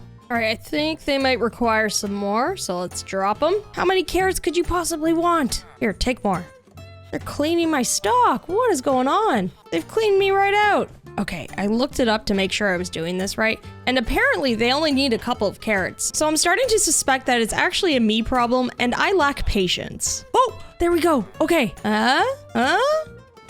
Baby villager! Let's go! Let's go! Okay, so it works. Hello. Hello, how are you? I do not have anything for you. He is just roaming around, going upstairs. But hey, this whole setup works. Amazing. Okay, so this is perfect. Because now, if we ever want to expand our village, you know, add some like librarians to different areas, or just make a whole trading hall, we can do that. Now, while we wait for that baby villager to grow up so we can turn him into a librarian, so we can get that sweet, sweet unbreaking, I think I'm gonna start decorating the exterior of this house. Basically, we just have a lot of work to do with blending it into the landscape, and of course, adding some details to the exterior to make this build come to life. So the first thing I'm gonna do is finally connect this build to the village.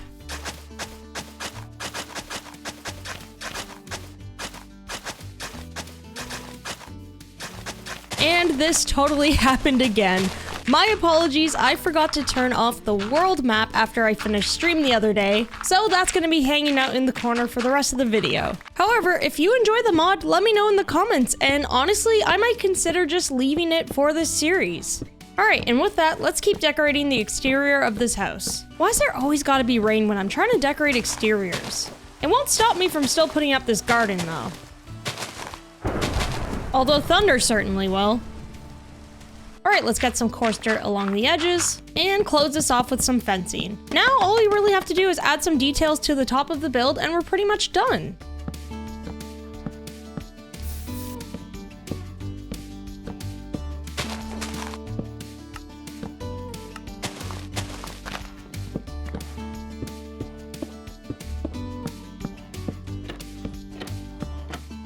Alright, and here is the build all decorated and ready to go. I feel like it really fits in theme with all the other builds in this area, kind of like it's been here all along. So for these decorations, pretty much all I did was add a little bit of a porch with an overhang, just to give a little bit of shape here. But I also did add in an extra component to this build. There isn't anything inside of here, it's pretty much just aesthetic, but I just wanted to bring in a little bit more shape on the side. After that, I pretty much decorated out the windows, added some leaves, some gardens. This build felt kind of cottagecore to me, so I kind of just tried to lean into that. So I added a bunch of roses, tall planters, and a bunch of leaves everywhere. And yeah, I think this turned out really nice. So everything's all done, it's decorated, it's set to go. All of the villagers are happy in here, they seem to be chilling. Oh my gosh, there's a new villager resident. I didn't even realize. And you've grown up too. Well, this is just perfect. Well, I think you all know what this means. I am definitely just gonna tear up this path that I just made. If we're gonna be constantly carting villagers out of this house, I think we're gonna have to change up the pathing around here. Dirt just makes things so much trickier because you can't actually place anything on top of it. All right, I didn't really need any of these power rails. I just didn't have any regular ones in my inventory, so that'll do. And as for the villagers, oh, it looks like there is another baby villager on its way. I just realized the baby villagers can escape. Oh no, oh no. I didn't think that through. No! Oh, he's back in. He decided, you know what? The outside life, it's not for me. Honestly, fair enough, I relate. Now, if you all could just get away from this cart. Oh my gosh. Hey! Stop it! Stop being a menace! Well, I guess I have no choice but to install a baby gate. Yep, that's what it's come down to. Go this way, come on.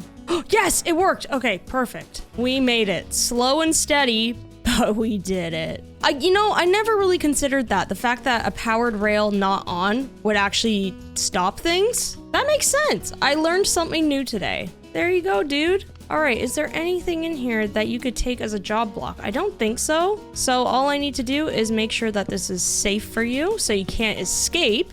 All right, buddy, it's time for the fun part. Now I'm just gonna awkwardly stare at you until you turn into a librarian. Maybe I should release you? I don't really trust you in here though, honestly. I really don't.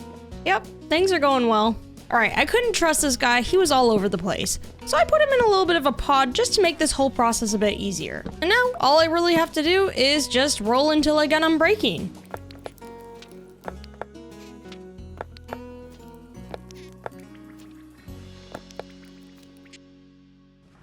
Oh my gosh, there it is. I'm gonna trade this for now, just so we can lock in this trade and it doesn't go away. All right, let's run over to Mr. Stick Guy really quickly so we can get some more emeralds. We have cats now. Oh my gosh, another Ruth cat.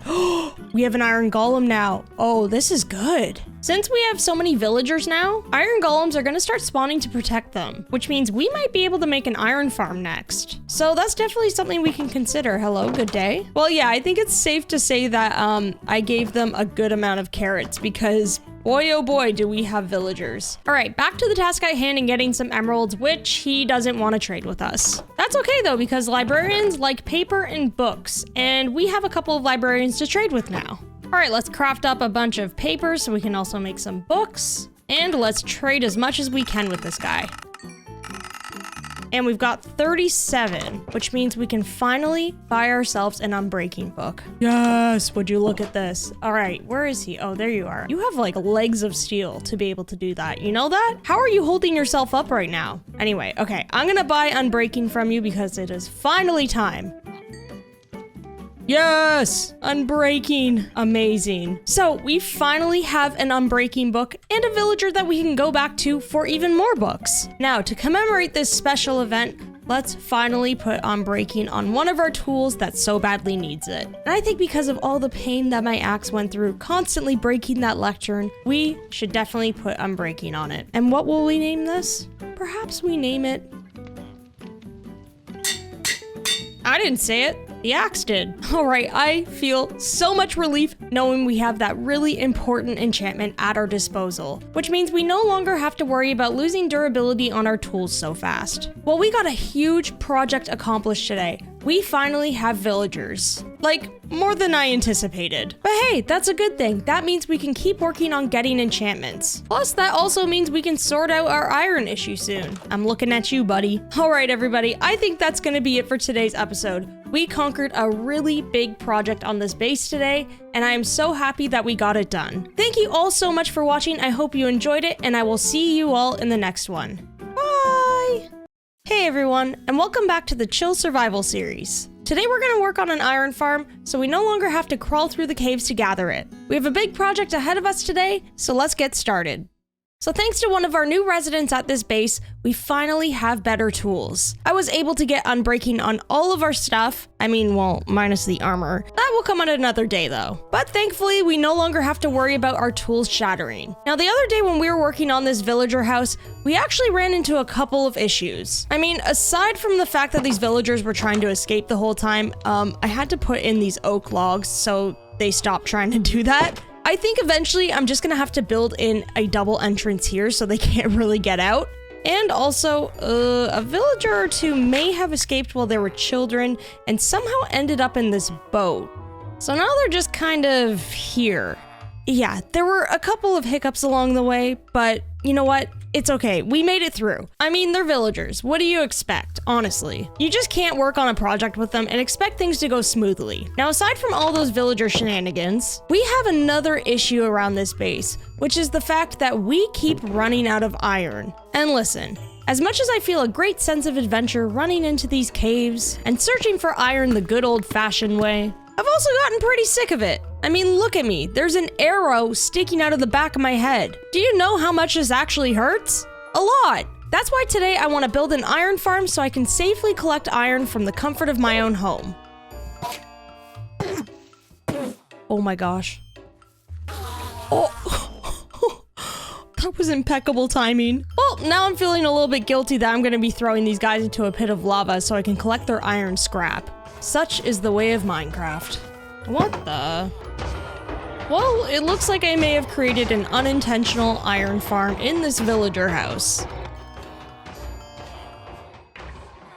Oh no. Yeah, I think with that, it's time we get started on our actual iron farm. So, we've got all of our villager stuff over here, which means iron golems do naturally spawn. However, because there's so many villagers in different places around here, and especially because the ones behind us actually use their beds, I don't think it's necessarily a good idea to build it in this vicinity. Now, I did some testing in a backup world to see if an iron farm would actually work at a different part of this base. And pretty much as long as you have at least 3 villagers trying to get to a bed while also being scared by a mob, the iron golems typically spawn. Now, I tested it out in this spot because it's a good flat open space. But also I feel like an iron farm would kind of fit into the feel that we have going on with this farmland. I feel like we could slowly transform this area into a good mix of farming and industrial type builds. So pretty much our task at hand today is to bring some villagers all the way over here, which is kind of funny because the last episode we brought villagers from over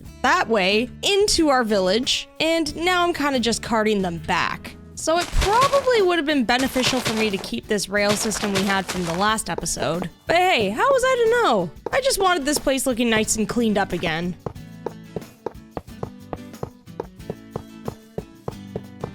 Alright, so the rail system is in place and ready to cart over the villagers whenever we need them. Now, before we do that, we need to pick out a spot as to where this iron farm is actually gonna go.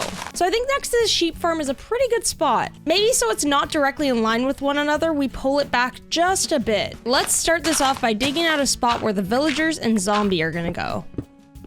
So I'm using a tutorial to help me made by Voltrox. It's a really simple and easy iron farm. Honestly, this thing only takes like 15 minutes to put together. It's wild. I have used more complex designs in the past, and although they may technically give you more iron, honestly, I'm in a single player world and I usually end up with way more iron than I know what to do with these farms. So this one works perfectly for me. I'll link the video in the description if any of you want to check it out. Now, I did notice that iron golems tend to spawn on blocks that are lower than the farm on occasion, but we can easily fix that by spawn proofing with grass, carpet, moss, flowers, all of those things. So I'm not going to worry about that too much for now. Now, the spot for our villagers and our zombie are all good to go. Before we dig out the spot where the iron golems are going to spawn, I'm just going to get a hut ready for our villagers, just so we don't have to worry about them later.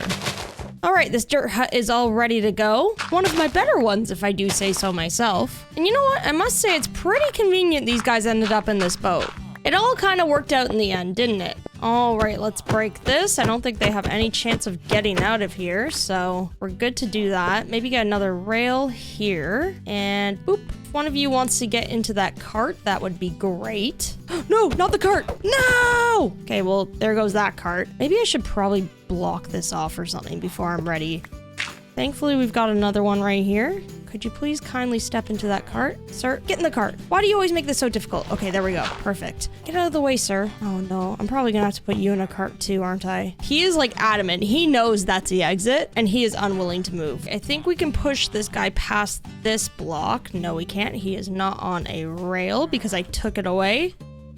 All right. Now we probably can. Okay, sir, go that way. There you go. Sorry, bumped your head a bit. Villager number 2. You're up, buddy. Let's make this easy, okay?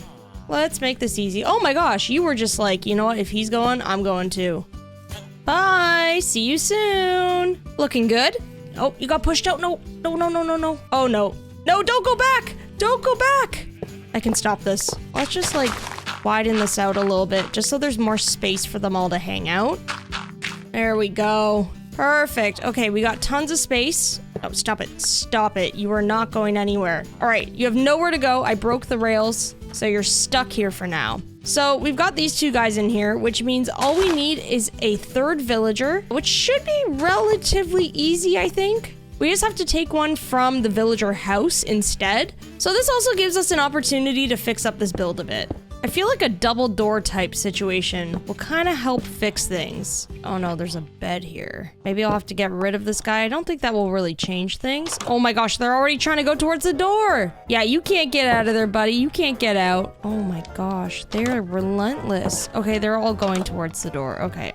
Well, what do you want out there? This did not go as planned. That's okay. So I have a trapdoor here. Now I have 3 villagers who apparently just want to leave. One of you are coming with me today. So in theory, these double doors will work. It's just that I did not do things correctly because I was not anticipating the villagers just making a run for it. It's fine. It's fine, okay? We need one more in a cart. Who's it gonna be? I think it's gonna be you, buddy. Oh, it was you! You took the last place. Amazing. Lucky winner. Well, I don't know if you're actually lucky. You're basically gonna be living in a villager haunted house for the rest of your life, where a zombie is gonna constantly be scaring you while you try to sleep. I just don't think you're gonna enjoy this. All right, this is actually perfect timing because the sun is about to set, and that is exactly what we need to happen in order for these villagers to get into the iron farm and make it work. So I can trust you guys, right? If I break these, you're not gonna go anywhere? Seems like you're not. Seems like you're gonna go exactly where you need to be, which are those beds right there. I mean, we've got some time to kill. Should we tell some like scary stories or anything? No? Okay. All right, I'll just hang out over here by myself. Well, one of them went to bed. What's wrong with you guys, huh? Oh, there we go. Okay, and what about you, dude? What about you? It's nighttime. You want to go to bed? Okay, perfect. So now all we need to do, break these beds, and they should fall into this pit, which is so terrible. Oh no, they're freaking out. Okay, they're going to bed. They're going to bed. It's fine. It's fine. But not for long, because basically what I need to do now is I need to find a zombie and get it to go through here, which hopefully we can find. All right. Let me get the boat ready that the zombie needs to go in so he doesn't despawn. That's all good.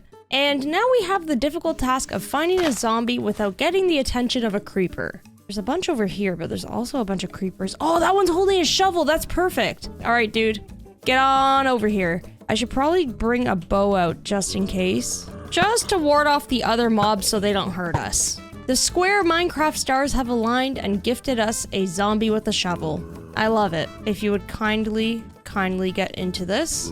Come on. Come on. You can do it. Ow! Come on. You can do it. Get into that pit. What are you doing? Why are we doing like a weird little dance together? What if I go down with you? You know? Ow. Oh, this is gonna hurt. This is gonna hurt. Oh, this is gonna hurt. Okay, he's in here. He's in here. Oh, perfect. Okay, it worked. It worked. Oh, it's working. Okay, so an iron golem has spawned. That's a good thing. We don't have the pit set up yet that they actually should be spawning into. Them spawning here just means that the zombie villager setup is all good to go. Okay, I'm gonna head to bed really quickly just so we don't have to worry about other mobs crashing this party. All right, we have a fresh new morning and I'm just gonna do a quick little run around to see if there's any creepers that could potentially ruin all of our hard work. Oh, I see you, dude. I think we should be in the clear now. So we can start off by getting rid of this dirt hut. We no longer need it anymore. And let's of course patch that up so nothing falls onto the villagers. And I think we're ready to finish this thing. So from here, all we really need to do is dig out a hole that the iron golems are gonna spawn into. Bro, I don't think you want to be in here. It's your choice though. Sir, you're in the way. You're in the way. Trust me, this is not a place you want to be. I am gonna have to get rid of this guy.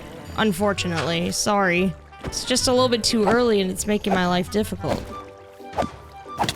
Ow! There we go, see ya. Let's make sure this hopper works. Look at that. We're getting iron out of it. It's perfect, it's amazing, it's working. Oh, there's another one. In retrospect, I probably should have built this pit before I actually put the villagers and zombie in. Because this thing is actually working too well, and it's constantly spawning these guys. But hey, I'd rather have this problem than have the thing not work at all. Alright, so the good news is this thing is working as it should. Now the only problem is I need some lava in there so the iron golems actually start burning to a crisp. Which I don't have a lava farm yet, so we're gonna have to go find some. And off we go. Is this a sign that I may need a lava farm? Probably. Add that to the list. I think I saw some around here somewhere like a long time ago. Oh, is this the pit? It is! Yes, I remember I took obsidian from here. Amazing. Okay, perfect. I'm gonna grab, honestly, a couple buckets just to have spares, and we're good to go. All right, buddy. Since you're kind of like in the direct place that I need to place this lava, I don't want to risk it, so I'm sorry, dude. There we go. All right, now we can place this lava here. Basically, all of this stuff holds the lava in place, and if an iron golem would kindly spawn, that would be great. What's the matter? Do they not want to spawn here anymore? Oh, here we go. Okay, it's working. It's working. I'm sorry. I'm sorry. You can see how it functions. And you can also see how efficient it is. So that's basically it. We have our iron farm set up. And honestly, so far it seems like the iron golems are not having trouble spawning in the area that they're intended to.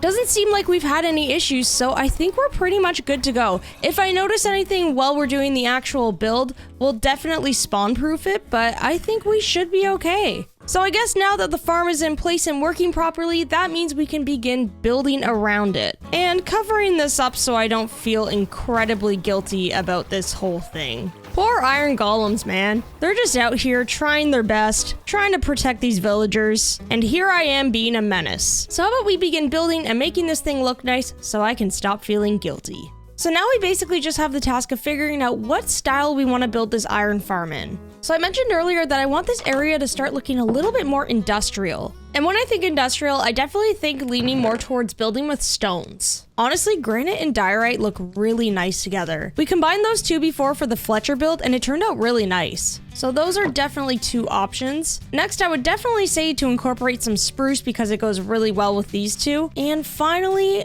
I'm trying to think what would look nice next to the red and the white. I'm almost wondering if oxidized copper would look good. All right, let's take a quick look at these outside in the daylight. yeah, I really like this palette. There's a lot of color, contrast, textures going on, but each block also feels very light and airy, if that makes sense. I feel like they all complement each other really well. Plus, the stones and the copper give off that very industrial vibe that I'm going for. Well, we have our block palette picked out, so that's good. But the problem is, you can see we're kind of lacking some of the copper we need. So we need to get some of this burned.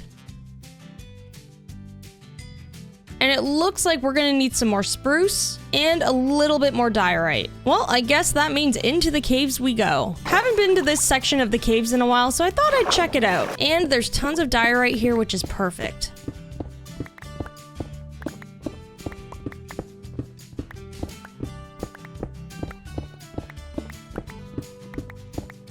The slime wants to say hello. Well, oh. Uh-oh. Ooh, slime. All right, I have about 4 stacks of diorite. I think that should be good. There's a couple more patches here I might grab along the way, but I'm also gonna restock on granite because I find that we're always running out.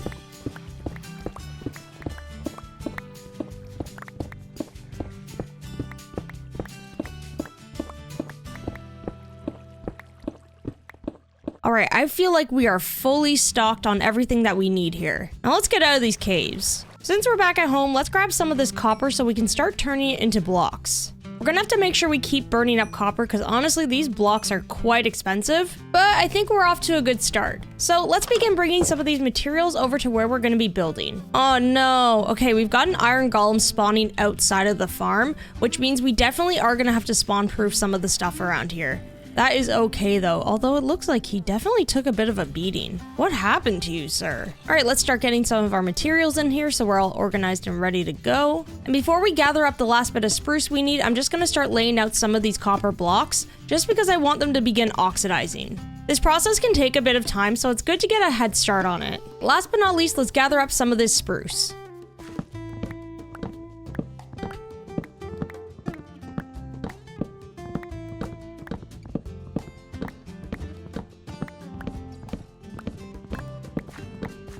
I've just gotta say, I chopped down 3 trees, got a ton of spruce, and look at my axe. It is still pretty much at full durability. I am so happy I finally got unbreaking. Not having to make constant trips to the skeleton farm has been so nice. All right, I think 4 stacks of spruce should be good for this build, so let's head back. So let's start things off by getting our beams in place. Now we actually need to be really careful when building around this iron farm because there is lava, which means some of our materials like the spruce can catch on fire. So we don't want that sitting too close to it.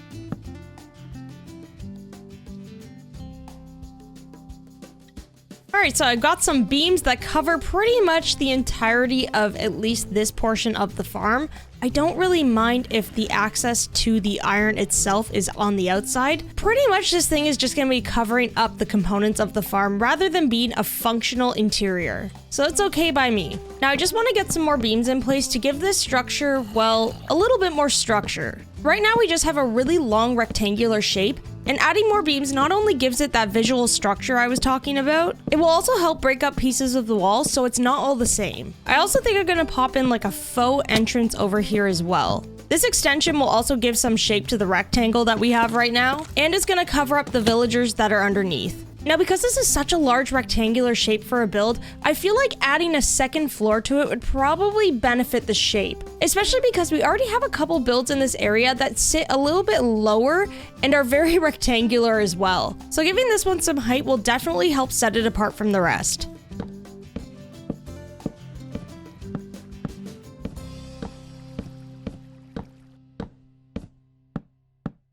Okay, this shape is looking really good so far. So my idea in mind is to have a couple of roof lines going on right here, here, and then one spanning across behind those roofs. This spot right here I kind of want to build inward and make it sort of a balcony. It might be a little hard to visualize right now because it's all just a bunch of floating beams, but if the vision that I have in my head right now all works out, I think it's going to look pretty cool. To make this vision come to life a little bit more, let's start filling in the bottom walls with granite.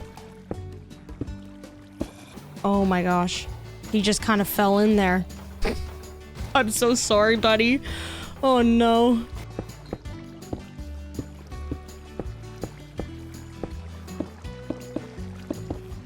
The granite walls are in place and I think this is looking pretty good so far.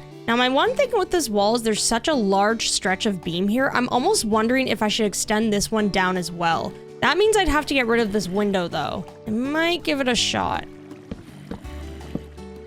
Honestly, I think I prefer that. It was looking just a little bit too unbalanced without the beam coming all the way down. I think this looks a little bit more clean. I also decided to recess the walls in by 1 block just so I can add some cute little decorations on the outside like flowers and all of that stuff. Now, the one thing I want to do before we close this off is I just want to make sure all of this is dirt path, just so iron golems don't spawn inside here. I mean, it looks like it's working. All right, let's get started on filling in the top floor with some diorite.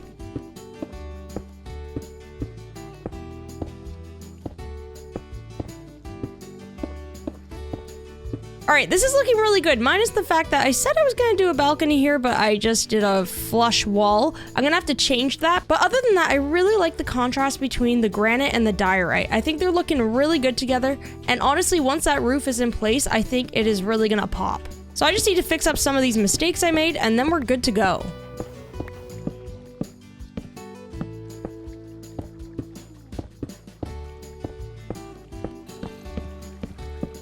There we go. That's the shape I was looking for. I think that looks so much better. It gives this build so much more depth.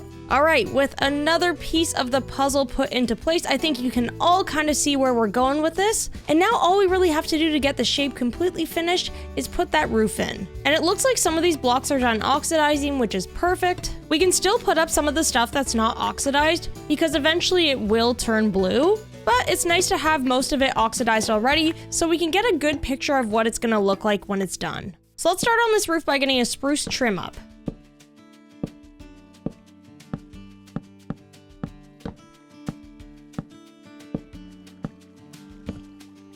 So the trim for the top part is all done and looking good. I went for more of like a dome shape, if that makes sense. I find this shape looks pretty industrial, especially if you put the right blocks on it. So now I just have to figure out what I'm gonna put on this one and then we're good to go. I don't wanna add too much height to it because I still want this structure visible. So I think I'll just mostly use slabs to keep it lower.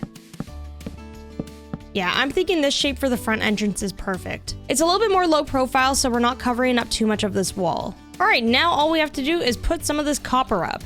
I really like the look of the weathered copper. I think it'll just add a nice bit of texture to the roof. So I think what I'm gonna do is I'm gonna run over to the greenhouse really quickly so I can grab some wax, and that way we can preserve this block in the state that it's in.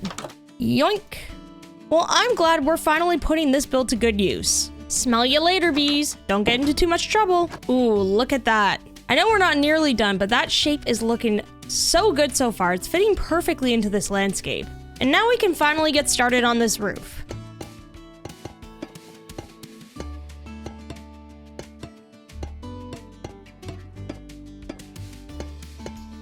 So this is pretty much all filled in actually. Look at that. I'm just waiting on all of these pieces to oxidize so I can wax them. I want them to ideally be weathered like this one, but once they do that, we're all good to go.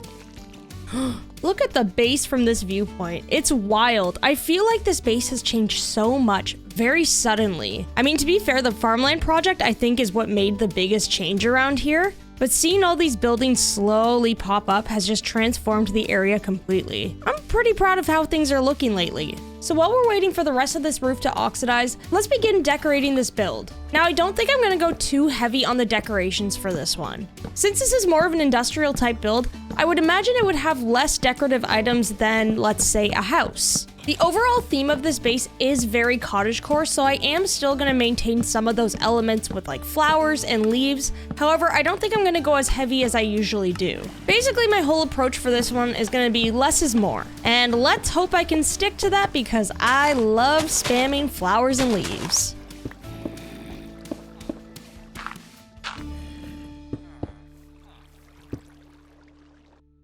All right, and here is our iron farm all complete. I think this one might be a new favorite for the base. Now let's do a quick little walkthrough, shall we? So I did just a very simple set of stairs up to the farm, and on the inside, I mean, there is a lot to be left desired. There is a giant hole in the ground, and this is where the farm actually is. So a lot of this is dirt path just because it prevents the iron golems from spawning. I also added in a bunch of carpet up top with some torches because those are also other items that prevent iron golems from spawning up top. Oh, and as you can see, it's working as it should. Now this little hole in the ground is actually access into the area where we go collect our iron. And let's take a look to see how much we've gotten so far. Oh yeah. This thing is working. I mean, this build took me probably a couple days in total. So I would say for a couple Minecraft days, 6-ish stacks is actually very good. Plus, I did end up using some of these materials in my build. So not bad, not bad. Now, I mean, the entrance is totally hideous and stuff, but hey, it's all about the resources we are collecting along the way. Plus, I can just shut this door and nobody ever has to know. All right, now let's run through the rest of this build. Now, as I said before, I tried to go a little bit lighter on the decorations than I normally do, which basically just means I tried to add less things like shutters, planters on the front of windows, all of that stuff. Now, I did still maintain some flowers and stuff along the bottom. I just didn't go as heavily as I normally do. And I think having these little features is still important because at the end of the day, our base is very cottagecore. So I wanted to make sure I pulled some of those elements back into the build. Plus, you know, I had to add these poppies here because they're related to the iron farm. It just made sense. But overall, I still tried to leave it a little bit more industrial. So I added in some iron trap doors, iron bars, and I just kept things a little bit more minimalist overall. Do you have any idea how hard it was for me to not add any slabs or trapdoors along the side here for a trim? I was fighting for my life. But I still allowed myself to add a lean-to here, even though there's nothing underneath it. I just wanted a little bit more shape, okay? Nah, but for real, this build is looking really cool. I think it's a perfect mix of industrial with a little sprinkle of cottagecore. And I think it kind of fits in perfectly within the landscape of this base. Hi!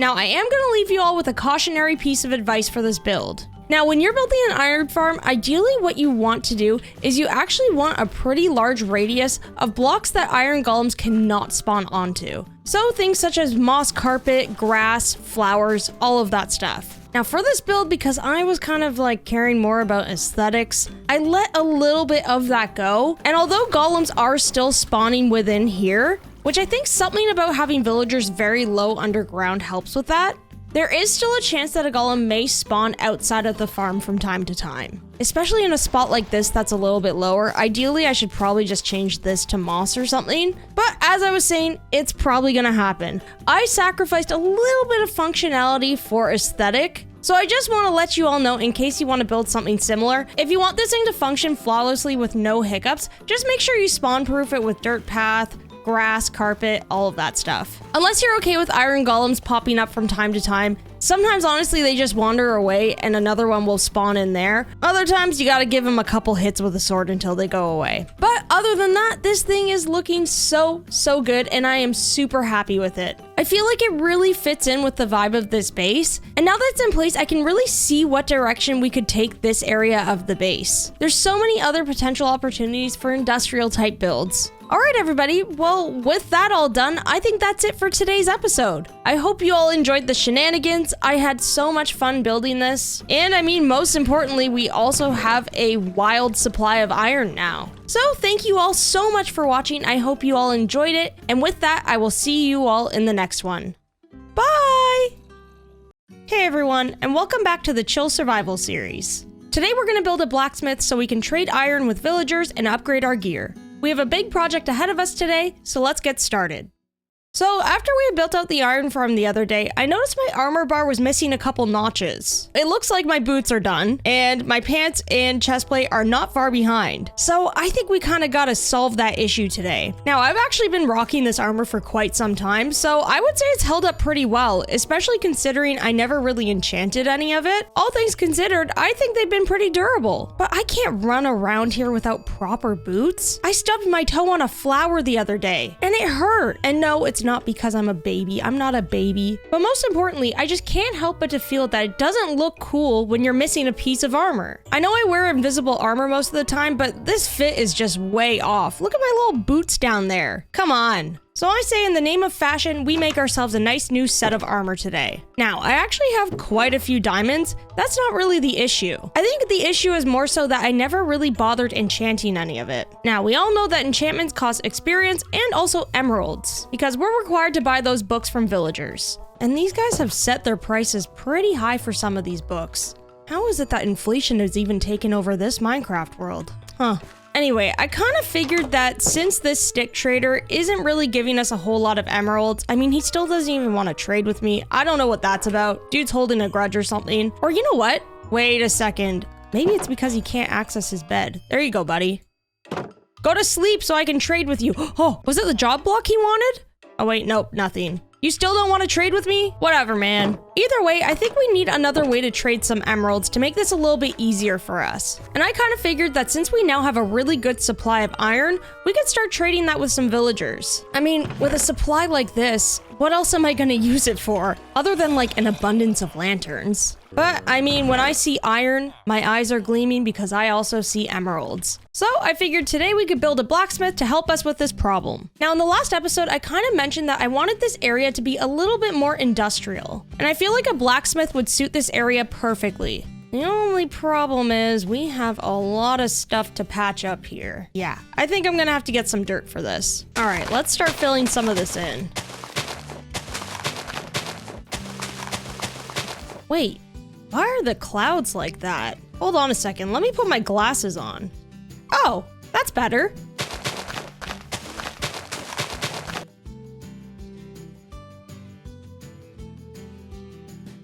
Alright, so I gave myself a little bit more space to work with, and I think this is pretty good. From an overhead view, you can see it's a lot more even around here. There's still quite a bit of messiness surrounding this flat patch, however, we'll worry about that on another day when we're doing another project. Now, the biggest space we have at the moment is right to the side of this iron farm right here. So I think this would be a good spot to build the blacksmith. Now, we're not going to want it directly in line with the iron farm, just because we risk things looking a little too same when everything's lined up along this path. I was kind of thinking about maybe pushing it back a little bit to around here. And I think that should probably give us a good amount of space. So I think we're pretty much all set. Why is there a bat flying around behind me?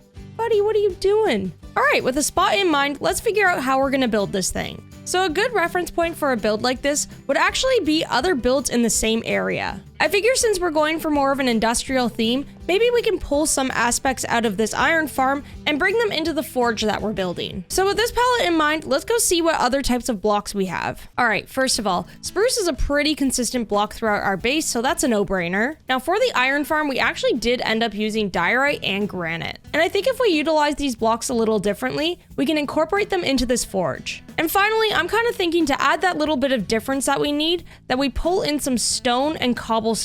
All right, how's a palette like this look?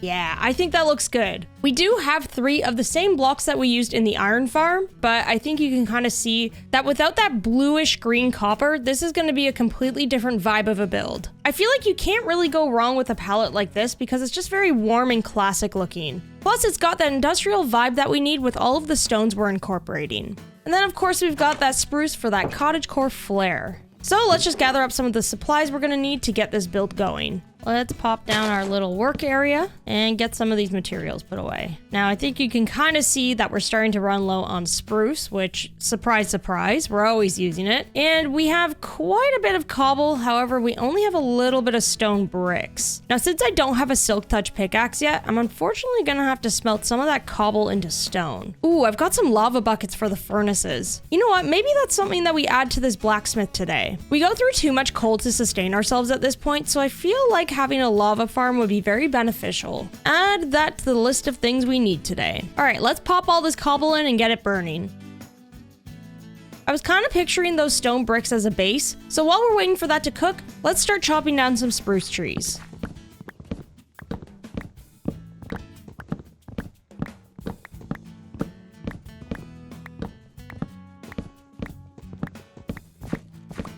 Four trees later, and we've got ourselves tons of spruce. Now let's replant these saplings and let's get out of here. Before we head back to the base, I'm gonna quickly hop down into the caves to gather up a little bit more andesite and diorite.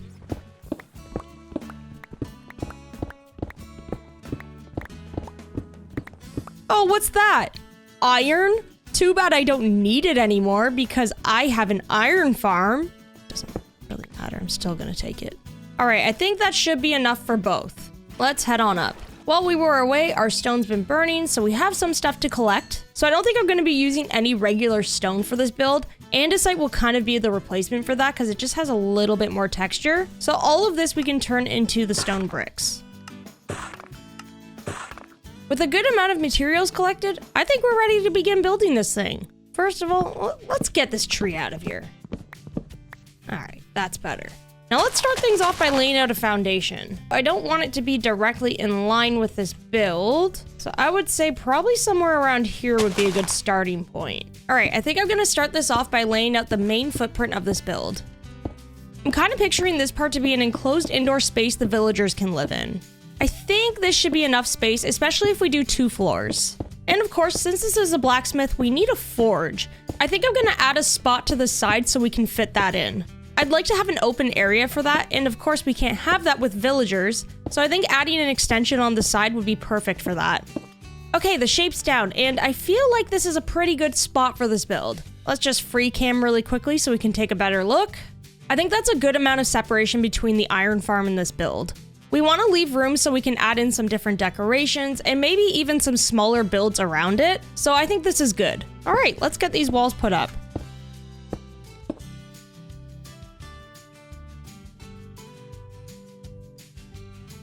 And don't forget to torch the insides of your builds. Unless you want mobs spawning inside of it. I don't know. Not my business. I mean, it's basically just 2 stone rectangles right now. But hey, it's a start and the footprint seems to be good for this area. So similar to the iron farm, I want this build to have a little bit more height for this area. I would ideally like these industrial builds to be a little bit bigger than most of the stuff that we have around the base, with maybe a couple small builds sprinkled throughout. Now to keep in theme with the iron farm, I'm gonna add in some spruce beams. Okay, I just discovered the coolest trick to avoid fall damage. Ready? Ready? Watch this. Swag.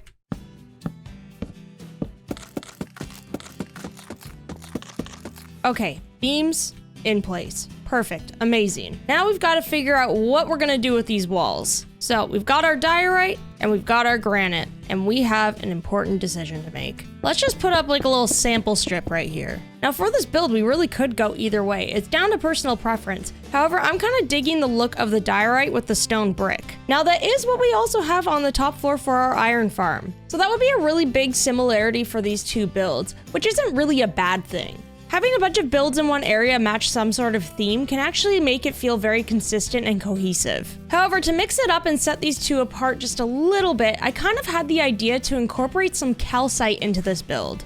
That would provide just a little bit of difference in texture to help set these 2 builds apart and make them unique from one another.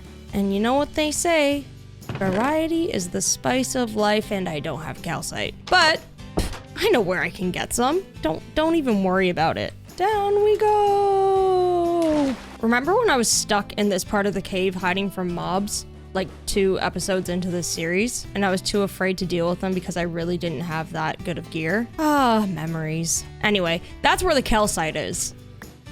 Ow! Let's go ahead and grab up as much as we can. I seem to have taken most of what I could from this geode. Safe to say, I don't think I'm really going to be coming back here for some calcite anytime soon, but I think we have more than enough for this build. And it seems as though I am very hungry right now, and I have lost some hearts. I can't imagine why. It's not like I took fall damage or anything while not wearing boots. All right, so we've got our calcite, and I think we should also get ourselves some polished diorite to mix in with this. And now I think we're ready to rock.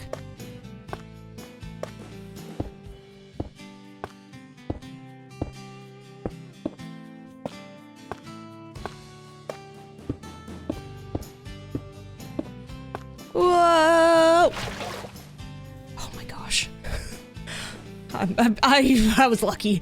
I think adding that bit of calcite is definitely going to help differentiate between these 2 builds. Although I think we could probably do with adding a little bit more calcite than diorite. I might replace some of these blocks a little bit, especially on the wall over here. Like that kind of looks like a bathroom floor right in that spot. But other than that, it's looking pretty good. The walls are pretty much in place, which means the only thing that we have left is to put up the roof. And the last block in this palette, of course, is the granite. Now, before we get started on the roof, I kind of had a little bit of a thought.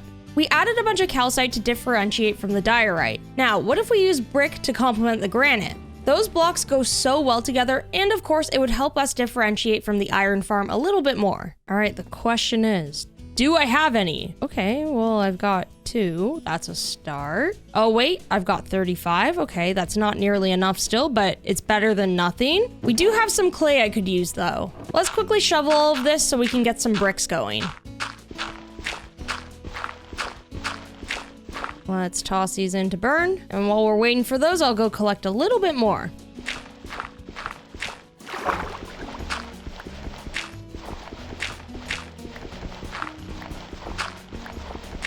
A couple more stacks of clay should be good. Now we just gotta let all of this stuff burn into bricks and we're good to go. Now the first thing I'm gonna do is start with a trim, which is gonna be made of spruce.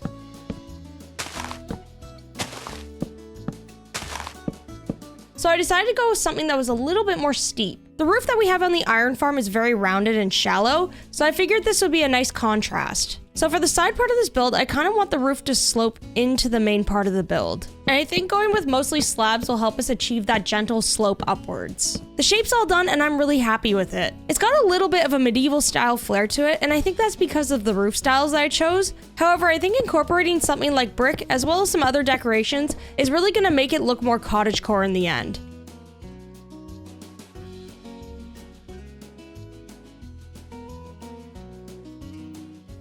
With the roof laid out, I think this is looking so nice. So now all we really have to do is add in some details to make this build come to life.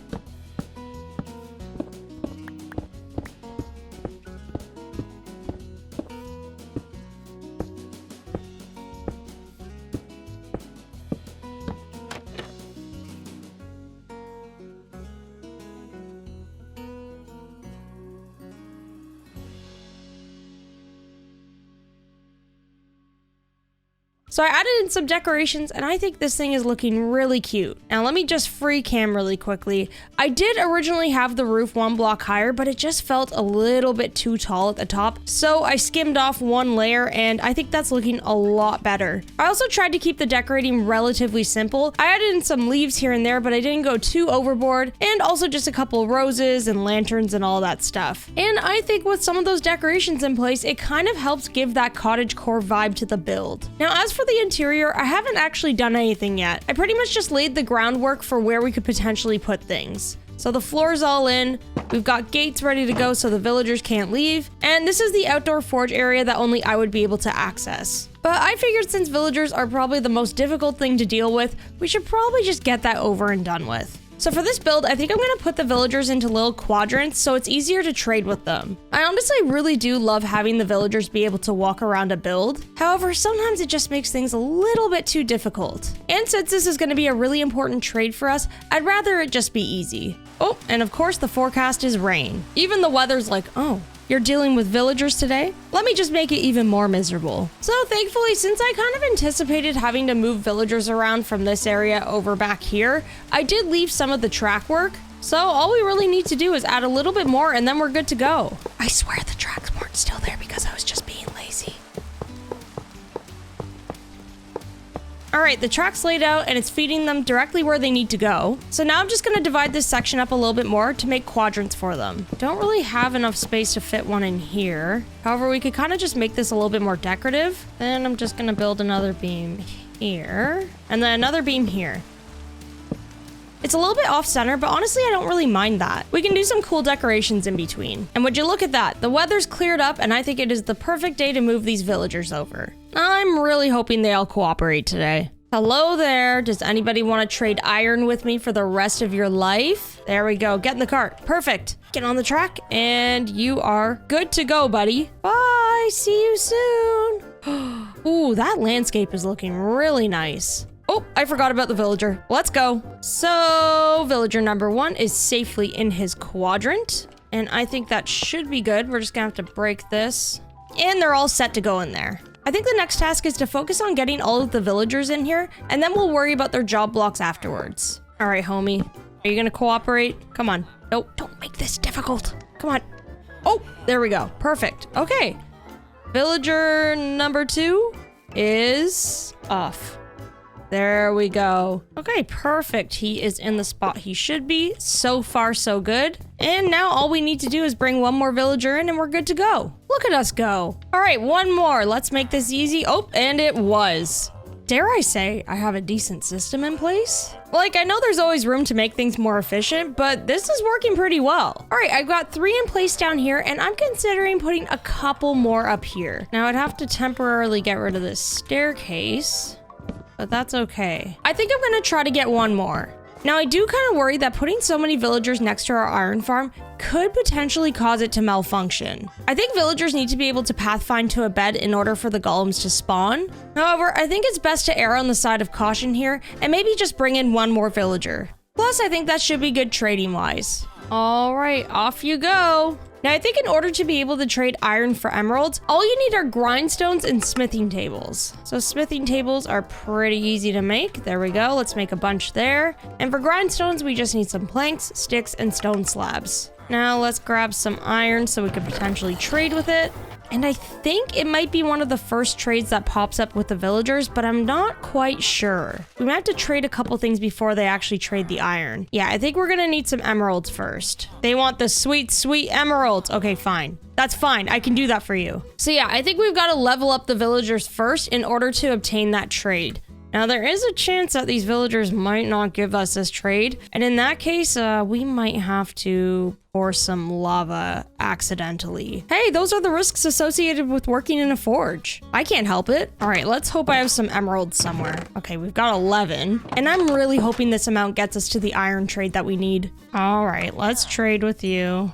Wow, thank you. Stone axes. This is amazing. Oops, I dropped these. Don't worry, I'm gonna bring these back later because I'm definitely gonna use them. They're so pretty. Thank you so much. Please level up to something good, I beg. Oh, let me just go outside really quickly and just, you know, I'm just looking at something out here. I'm not throwing the axes away though, trust me. Definitely not throwing them away. Oh, we can trade iron with this one. Amazing, okay. So this one's locked in, we're good to go. He trades iron with us. All right, this guy wants to trade again, which is perfect because I need some more emeralds in order to trade with these dudes. I mean, you haven't taken a job on yet, so I'm not even gonna bother. And as for you, wow, thank you. These stone pickaxes are really nice. Oh, did I drop? Oh no, I dropped the emeralds. Give them back. Give them back. Oh no, no, no. I can't even see them. Oh no. Okay, I can trade with you. I can get more. Okay, I should probably clear my inventory too. Make some space for this. Otherwise, I'm just gonna keep dropping all of the emeralds and I'm just gonna be sad about it. Don't tell the villagers. Don't tell them. They'll be so upset. Please, please. Yes! Okay, we got another iron trade. Perfect. Easy peasy. Now, this guy doesn't really seem to be latching to the grindstone, so I might just replace it with a smithing table. Honestly, it doesn't really make a difference. Whatever's easiest. Again, thank you so much for these lovely shovels. You know, I'm gonna tell all of my friends and family about the durability and quality of these shovels. They sure are really nice. I'm gonna pass them along to my friends to try out too. That's why I'm buying so many from you. Please give me iron. I beg. Yes! Okay, perfect. Sometimes they don't give the iron trade, so it can be a toss-up, but so far we've been really lucky. All right, we have one final villager to trade with upstairs, and then we're all set to go. You gonna level up? Yes! Okay, we got it. We got 4 iron trades, good to go. And honestly, I think that's enough. So that means I can repair all of this stuff and pretty much just start decorating. So pretty much what we can do now is simply pop into our iron farm, grab this abundance of iron, and trade to our heart's content. Okay, you don't want to trade with me, that's fine. You still do, so that's good. And you, buddy. Oh, you don't want to trade with me yet either. that's okay. So I think this is a good amount of trades for us. You can already see how many emeralds we've gotten from this, and that was with having to trade some of the emeralds away. But this is substantially easier than doing the stick trade, and also we have so much iron that we're never going to use for anything else except like lanterns. So I think this is the perfect setup. Now all I really have to do is decorate this area, make it look a little bit more like a forge, because right now it's just kind of a sad looking room over there. Stop looking at me with one eye. So I'm gonna finish decorating this place, and then finally we will be able to upgrade our armor back to diamond.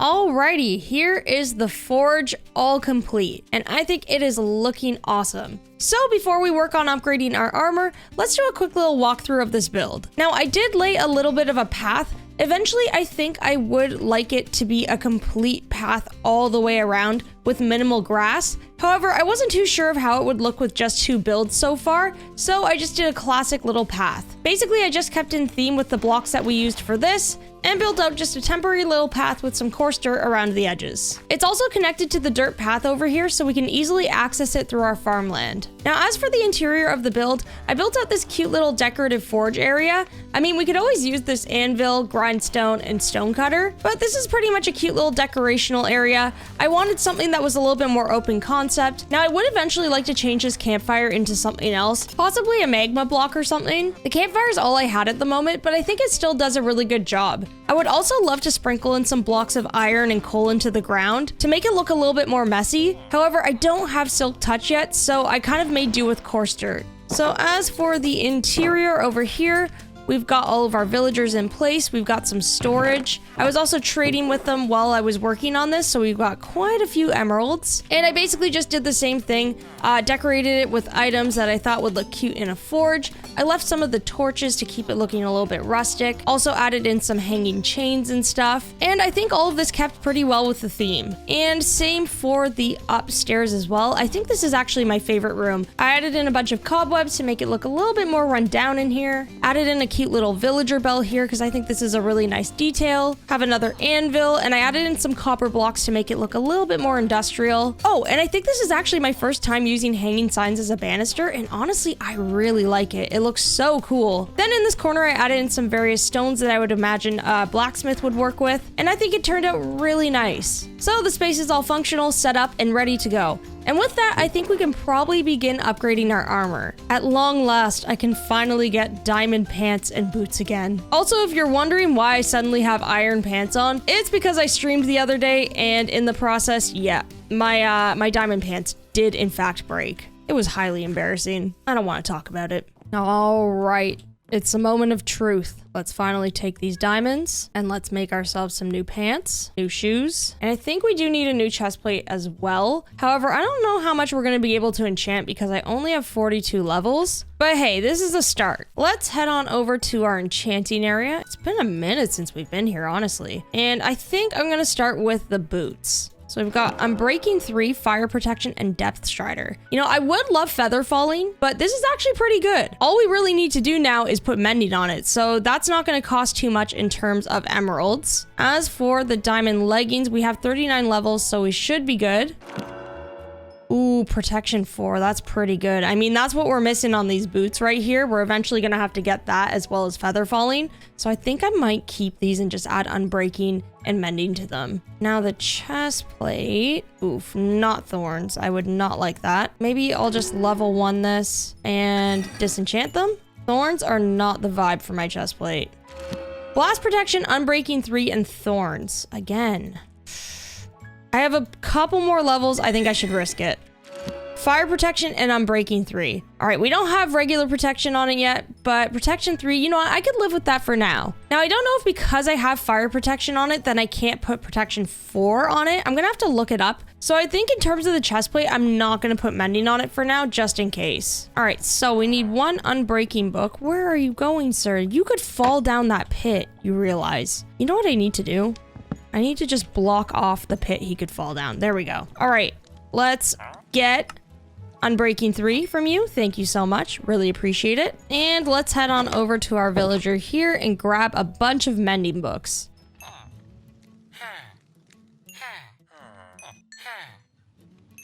Perfect. I'll stash these emeralds over here for now. And with that, I think we're pretty much good for all the books that we need. So now, it is time. The moment of truth. Let's use one of these anvils in our new build, because why not? All right, let's finally get mending on some new boots. I'm gonna call these Drifty Sneakers. There's one done. Then we're gonna combine a mending and unbreaking book and attach that to our pants with a Z. And finally, the diamond chestplate. I think we're going to leave it has unbreaking on it, so it has some durability. That's fine. I don't know if I want to keep it. I want to look into the whole fire protection thing, if that means I can't put protection 4 on it. So those will just be there for now, just hanging out. And with that, we have all of the gear that we need. So let's finally do this. Cue the dramatic music. You couldn't see any of that. I'm wearing my invisible armor, but look at that. We've got ourselves some full diamond armor again, and it is looking mighty fresh, mighty shining. So I would say that's a job well done. Now, there are, of course, a couple of enchantments that we're going to have to upgrade on some of these pieces, but that's totally okay. We still have so many librarians that we need to grab, so that's a work in progress. But I also noticed that I have depth strider on these boots, and I think that means I can swim faster. Oh yeah, look at that. I've got some speed here. Look at me go. All right, everybody. I think with that, that's going to be it for today's episode. Thank you all so much for watching. I hope you enjoyed this one. We got a lot accomplished today, and this is going to make trading so much easier going forward. So with all of that, I guess I'll see you all in the next one. Bye. Hey everyone, and welcome back to the Chill Survival series. Today we're going to build a lava farm and super smelter so we can more easily cook food and smelt resources. We have a lot of work ahead of us today, so let's get started. I would say within the past while, we have made some really significant changes to the base. We've got a good supply of iron, we've got ourselves some really good trade set up for emeralds, and honestly, this place has just transformed so much. It really only feels like yesterday where all we had was that starter house and the barn for our animals. All right, I'm getting a little bit too nostalgic here. I've got to reel it in a little bit. First of all, cut the nice music. I'm here to critique this base. Wow, look at these rails just here and never cleaned up. So messy. Also, what's this? Only 2 furnaces and I have to manually put the coal and resources in myself? Get with the times, Drift. For real though, I think it's finally time that I build a super smelter and lava farm. Pretty much anytime I start a new project on this base, I end up having to go into the caves and grab a bunch of coal. And that just ends up getting depleted so quickly because I'm also using it for things like torches. So I figured it's finally time to use lava as our main fuel source. That way we have an unlimited supply. But I also kind of figured that if we're going to go ahead and build that today, we might as well build an auto smelter as well. That way the whole process is just easy from start to finish. And also, where's the coal at now? Have I really taken every last bit here? You know what? No, it's not even worth it. It's not even worth it. Oh, hello, sir. Good evening. Oh, there's another one. What's going on? They're all stuck down here. Wait, now I'm stuck down here too. How do I get out? I don't remember. Well, I guess I just dig myself out. That's embarrassing.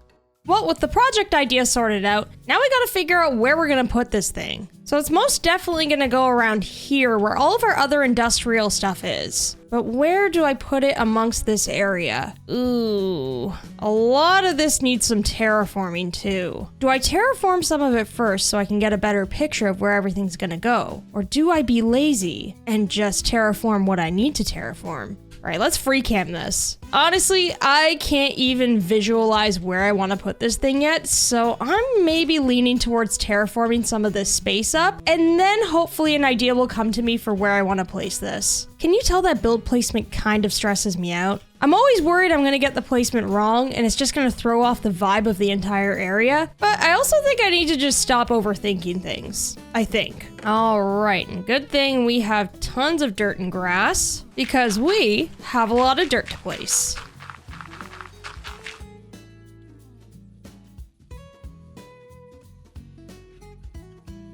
And just like that, I'm out of dirt. I think I've got a little bit left in my storage. Yes, I still have some. It's not that much, but I mean, it'll do. Oh, wait. I know one more spot where I might have a little bit extra. I recently built this sawmill for our tree farm. This build was done over the course of a couple streams, and the VODs are in the live tab if you want to check them out. So basically it's just a little log mill where you got like the saw blade where the wood gets cut. We've got some excess overstock right here. And inside we've got all of the tree saplings that are growing. And upstairs we have a living space. Just a cute little cozy spot. Oh, and most importantly, I found this donkey in the forest and he was floating. So I ended up calling him Ghost Donkey because, I mean, ghosts float around, so it makes sense. But also, if he's a ghost, is he even real then? Ghost Donkey, are you here? Well, let me know in the comments if you think Ghost Donkey is a figment of my imagination. I guess I should probably look for what I came here for. And dirt. I mean, I got a little bit of this, a little bit of that. Oh, here we go. Jackpot. I mean, I'll probably end up needing more than this, but hey, I'll take what I can get. There we go. It's all terraformed and ready to go. So now I just have the task of figuring out where I'm gonna place this. And I'm still lost. I don't know what to do. Maybe Free Cam will help me. So this build is gonna have to be a little bit bigger because we have a lava farm and a super smelter going in it. However, I think it could probably go anywhere. I'm almost inclined to put it over here by the blacksmith, just to keep these two in theme with one another. Plus, if I build it around here, there will be some nice sight lines from around the rest of the base. You'll kind of be able to see the build through all of these other ones. Well, with that all done and sorted, I just need to see what resources I have to build with. All right, what do we got? What do we got? So we got lots of andesite, not bad. I always use that. Ooh, we have lots of stone bricks as well. That could be good for the foundation. That will also keep it in theme with the blacksmith we have. Hear me out. Birch log with some diorite and possibly some calcite. So we could use this for the foundation and then the calcite, birch, and polished diorite for the top of the build. Now the diorite and calcite is a pretty central theme running through our builds, but I don't think that's necessarily a bad thing. It kind of helps make this area look more cohesive. And honestly, the main difference between these two builds are the roofs. The shape and also the palette give them completely different styles. So we can definitely make this work as long as we incorporate some different blocks into it, which means we're probably going to want something with a lot more contrast. How about deep slate? That could be what we're looking for. Pop this down, and of course we can't forget the spruce. Ooh, yeah, I think that's nice. The vibe is a little bit colder than these builds, but I think that's a good thing. It'll provide some nice contrast to this area. All right, with this palette all sorted out, I think I just need to start collecting some resources. Cause yeah, surprise, surprise, I'm pretty much out of all of them. And I think I'm gonna start off with the deep slate. That way I can just hang out in my strip mine and hopefully find some diamonds. Honestly, with my luck, I probably won't though, so it's a dream. All right, let's start gathering up this deep slate.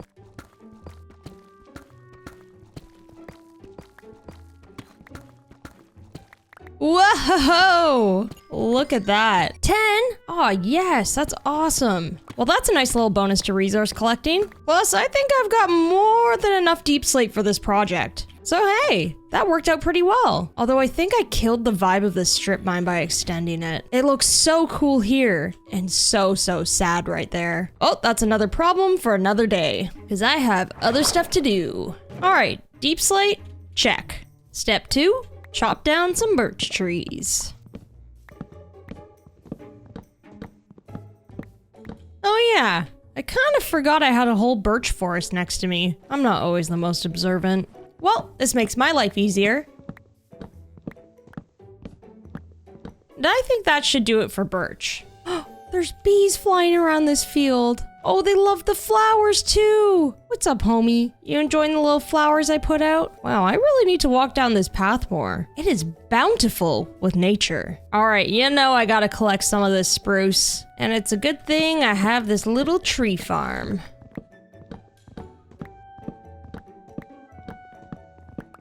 And I think that should be more than enough spruce. I mean, I hope. I go through an absurd amount of spruce. I mean, now that I look at all my builds, it's definitely a me problem, isn't it? All right, I think we got all of the wood that we're gonna need for this build. So the final piece of this puzzle is just a little bit more stone for the foundation. And then we should be good to go. Down into these caves one last time. It's probably not gonna be the last time. I'm sure I'm gonna keep coming down here for some reason or another. I'm just being very dramatic. Well, we got a fresh new morning and the perfect spot for a build. So let's get to work on building this up after I clean up this mess I left behind. All right, let's kick this off by putting up some beams. Ow. Then let's go ahead and strip them. And now let's get some walls up. All right, the bottom floor walls are up, and I would say this is looking pretty good. And it's a good thing they're all up because I'm pretty close to running out of these bricks. And I don't have a silk touch pickaxe yet. Plus, I'm building the thing that would smelt the stone for the bricks. So, yeah, I would say I got pretty lucky with that. All right, let's get our second floor put up. And in between the beams on this floor, we're gonna go with the diorite, calcite, and birch combo. Trust in the birch log, okay? Because it actually looks really good. All right, the palette's looking great, but the shape is looking kind of flat still. I think I need to add something to this to make it stand out a little bit more. First of all, what if we did like a little double door situation between these beams? Something like this. Then I can bring back the wall here so it's kind of asymmetrical. So this will be the entrance into the bottom floor. And with that, I think I could probably swing making a little bit of an extension here. This should help bring in that much needed shape that we're missing. So let's get some support beams coming out like this. And we'll close that off with a trim across the bottom as well. Then we'll just toss up the walls and it'll be all good. Yeah, that's so much better. It was just looking a little bit too flat before. Now we just gotta slap this roof up and we're good to go. Let's get a nice spruce trim along the bottom, and then we'll toss up all of this deep slate. Now I don't want this thing going too high, so I'm going classic roof shape. Ooh, very nice indeed. This part is a little bit awkward right here because we have nothing that's kind of attaching to this deep slate piece. Even a slab would probably be a little bit too thick, so I'm kind of thinking, what if we did some trap doors? Pop one here, pop one here, and yeah, I think that's perfect. And as for the trim on top, let's close it off with some spruce. This should kind of help with the visual weight of the spruce at the bottom and bring it up to the top so it's kind of like sandwiching the deep slate, if that makes sense. Yeah, that's looking really good. Now the very last thing that we have to do is fill in these little gaps over here, and then we're pretty much done with the structure. There we go, now it's officially done, and this is looking really good. Now there's two things I can do moving forward. I could decorate the exterior, which of course is always fun, or I can finally build out our super smelting area. I think I want to put the decorating on pause for a bit and figure out how to work the super smelter into this space. Plus, it'd probably be wise to get the working components up and running so we can actually use them. First things first, we gotta get a nicer floor in here. Oh, I kind of forgot I left a pit under here while I was terraforming. You know what? This might actually come in handy because we need to build our lava farm. And I was kind of thinking about putting it in a basement. Wow, look at past me being so proactive. I think super smelters might require a little bit more height than this, so I think bringing the floor down by one block should probably help with that. Plus, I think it'll look cooler too.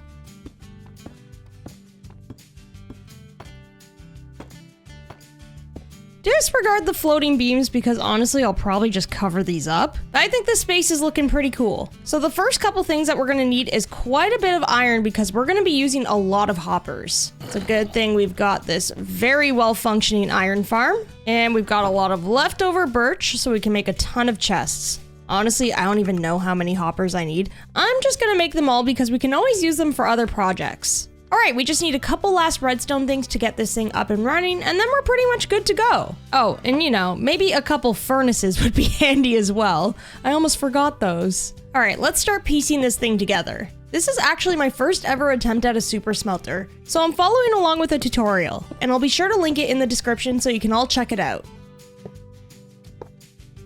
So the smelter's all built and all I have to do really is test it just to make sure it works. I did end up taking part of this wall out just because I wanted to give myself a little bit more room in here. Otherwise it would have looked a little bit too cramped. So I just have to patch this up and maybe build a lean-to or something, and it should be good to go. But for now, let's see if this thing actually turns on. Okay, they're moving back and forth as they should. Nothing's caught on fire yet. Amazing. Actually, in this case, fire would actually be a good thing, wouldn't it? Let's maybe properly test this thing out and see if it actually lights on fire. Because, yeah, we do need that. Honestly, I'm kind of in need of some food, so let's get ourselves a nice steak cooking.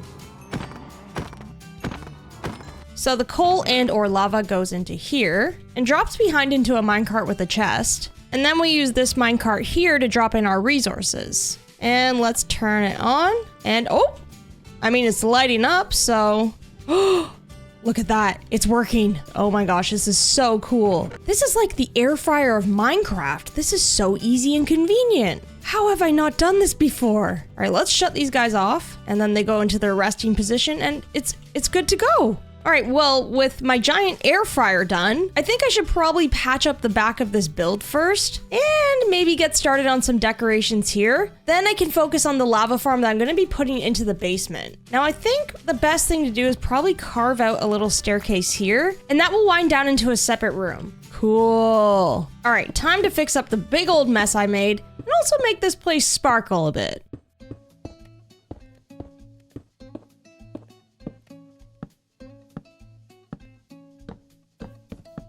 The little extension's been all patched up and it's like nothing ever happened. You saw nothing. Now I think I can finally get some decorations on this bad boy.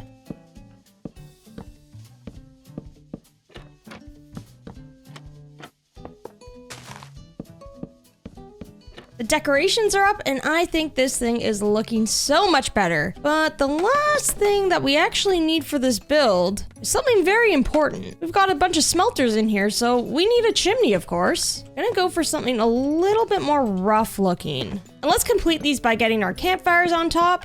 And how's that looking? I don't think I've ever used tuff and basalt for a chimney stack, but I think that looks really cool actually. Definitely fits the vibe of this build. So with the outside all decorated and ready to go, we do still have to figure out what we're gonna do for this area, as well as get some nicer decorations in the super smelter. However, I say we hold off on that because I think we should get the lava farm started. We've got another entire whole room to figure out, so I think I'd like to get that started, and then we can focus on the little details afterwards. Whee! Ugh. My shovel and my tools are not looking so hot. I'm wondering if I can do a couple trades with these villagers just to get the durability up a little bit more. There we go, that should get us by. We don't have too much more to shave off anyway. All right, I dug out a 9x13 square, and honestly, I can't really imagine we're gonna need any more room than this. This leaves us more than enough space for a lava farm. Now, the only problem is I'm pretty much out of deep slate, and I think I'd like to decorate that area in this style. So it looks like we've got to make ourselves one more trip to the caves. I knew I'd be going back. Oh no. Ow. Ow. Ugh, maybe I should have just stuck to the strip mines. All right, let's collect as much as we can so we can get out of here.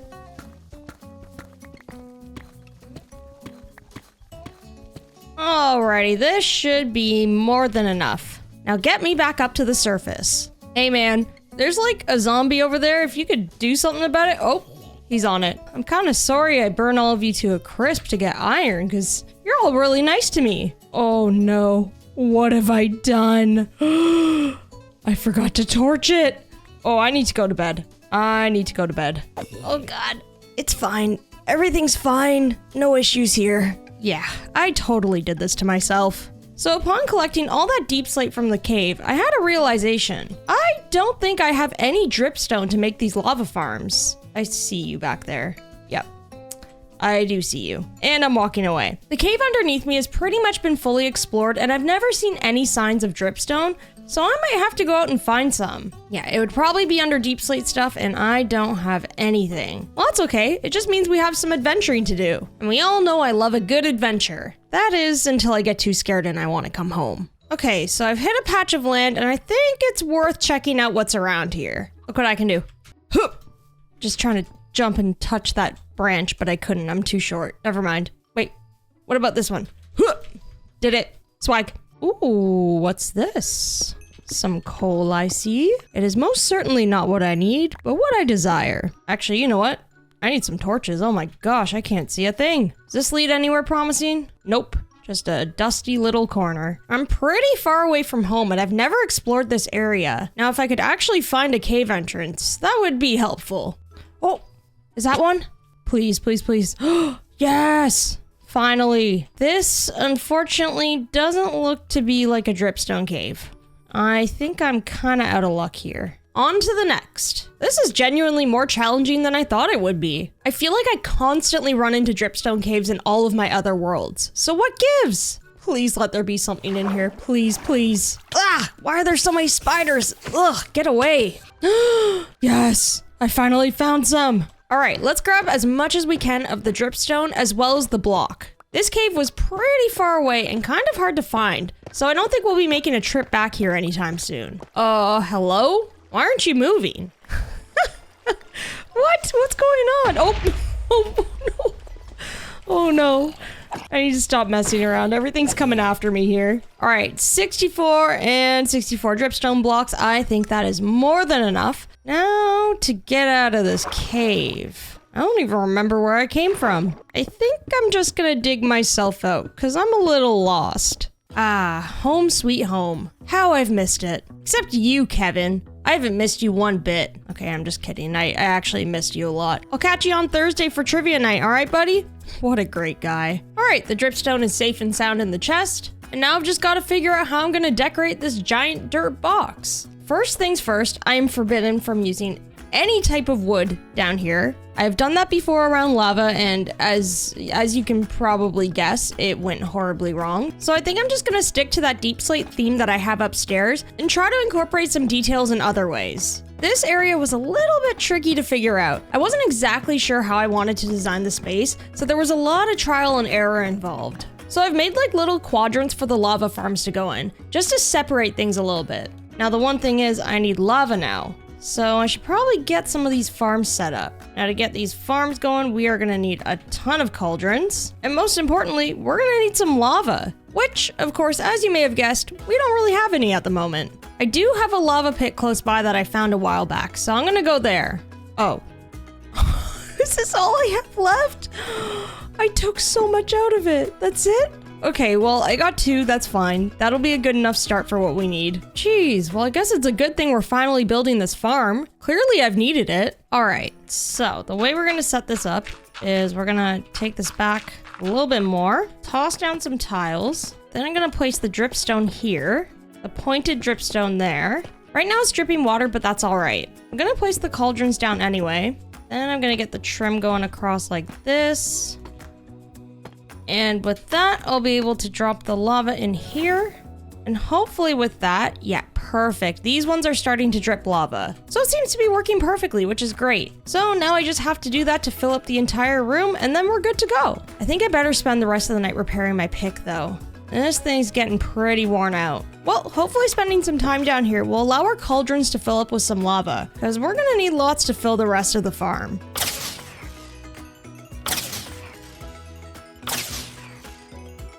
Pick is fully healed, and I think I'm good to go. All right, I gotta focus on getting this thing done because I've got my work cut out for me. So I'm gonna work away on getting the rest of this farm set up.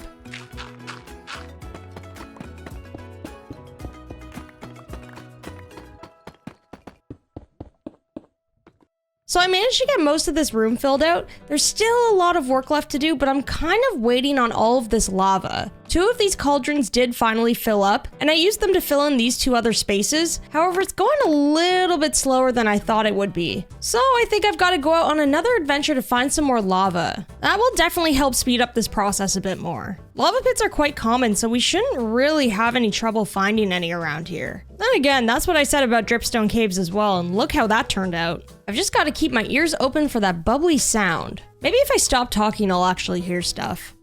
That's impossible. I never stop. Oh.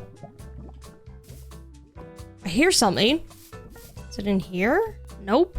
Now I don't hear it anymore. What? Oh. It's got to be like right here, right? Hello? Is this some cruel joke? Oh, come on. I've got to be like right above it. There it is. Perfect. My very own little lava pit. Nice. Ah! Ah! Oh no! Oh, that could have been so bad. Wow. Yep. That was a little bit crispy, but we made it. We made it. All right, let's just grab as much lava as we can here. There we go. That should be a good amount for our lava farm. Oh, so now that I'm back after a journey to get a bunch of lava, there's lava in the cauldrons, huh? Why does it always have to be that way? And a 1, and a 2, and a 3, and a 4, and a 5. Oh, what's that? I'm out of lava? Well, guess I gotta go over to my lava farm to collect more lava. Now that it's actually working, this thing rocks. All right, all the lava farms are in place and they are going. Look at how much light this is creating too. I don't even think I want to close off these little sections here either, especially because they give off so much ambient light. I'm thinking I just fill it in with some iron bars. As for these floors, I thought it might be kind of cool to somehow incorporate some lava in here. What if instead of the original design I had, I just go all the way around like this with deep slate, then we dump the lava in the bottom, and then we put some glass over top. But in order to make the glass, I need some sand. And oh no, it seems as though I need to cook the sand into glass. Well, I guess I better use my super smelter. All right, let's let her rip. Yes. And for some reason, these ones are not lighting up, and I don't understand why. You know what? I think they just got fed into one of these furnaces. That's all right though, because it is producing the glass that we need, so it's all good. All right, let's see how this looks. I mean, it's a square with lava in it. I don't think it's really goofy, actually. I think it's kind of cool. Honestly, I think this room just needs some more details and decorations, and then it'll all come together.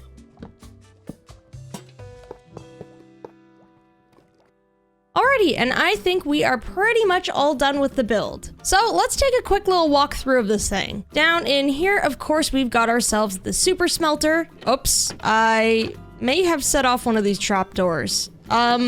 That's actually intentional. Very, very intentional. I just wanted to be able to, you know, air this out just in case. I'm gonna have to fix that, aren't I? So in the super smelter room, I kept it nice and simple. I just added in some storage units, and that's pretty much it. Now, as for our giant lava farm basement, this thing actually turned out a lot cooler than I expected. I didn't really know where I was going with this design, to be honest. I was kind of just winging it, and I actually really like how it turned out. I really love how much ambient light the lava gives off, and I think it was really cool to add lava into the floor as well. I just added in some decorative storage areas to the side here because I had a little bit of space left, so I made it look kind of dungeony with all of these iron bars. I've got copper piping to make it look a little bit more industrial. And of course, I had to add just a little pop of color in the corner there with the azalea. I tried my best to hold back on leaves everywhere and just make this look a little bit more industrial for once. And I really like how it turned out. And as for the upstairs living quarters, I basically just wanted to make a cozy spot for me to be able to hang out on this side of the base, because we don't actually have a space like that over here.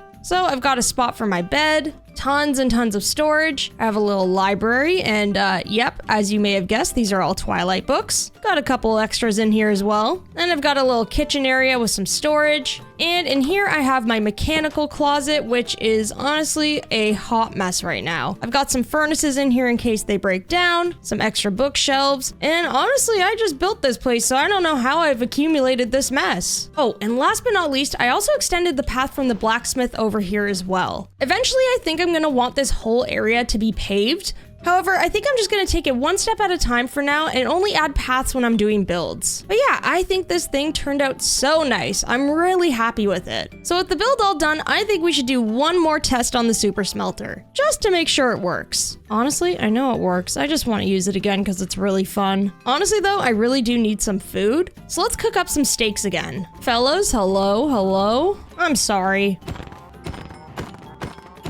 Alrighty, let's scoop up some of our lava, drop that in this chest, fill the minecart with the beef, and let her rip. Look at that. It's a work of art. Truly, truly magnificent. And the best part is, it also drops in the empty buckets when it's all done, so I can just easily retrieve them and fill up the lava again. And look at all this steak I'm getting. Well, let's test it out. How's it taste?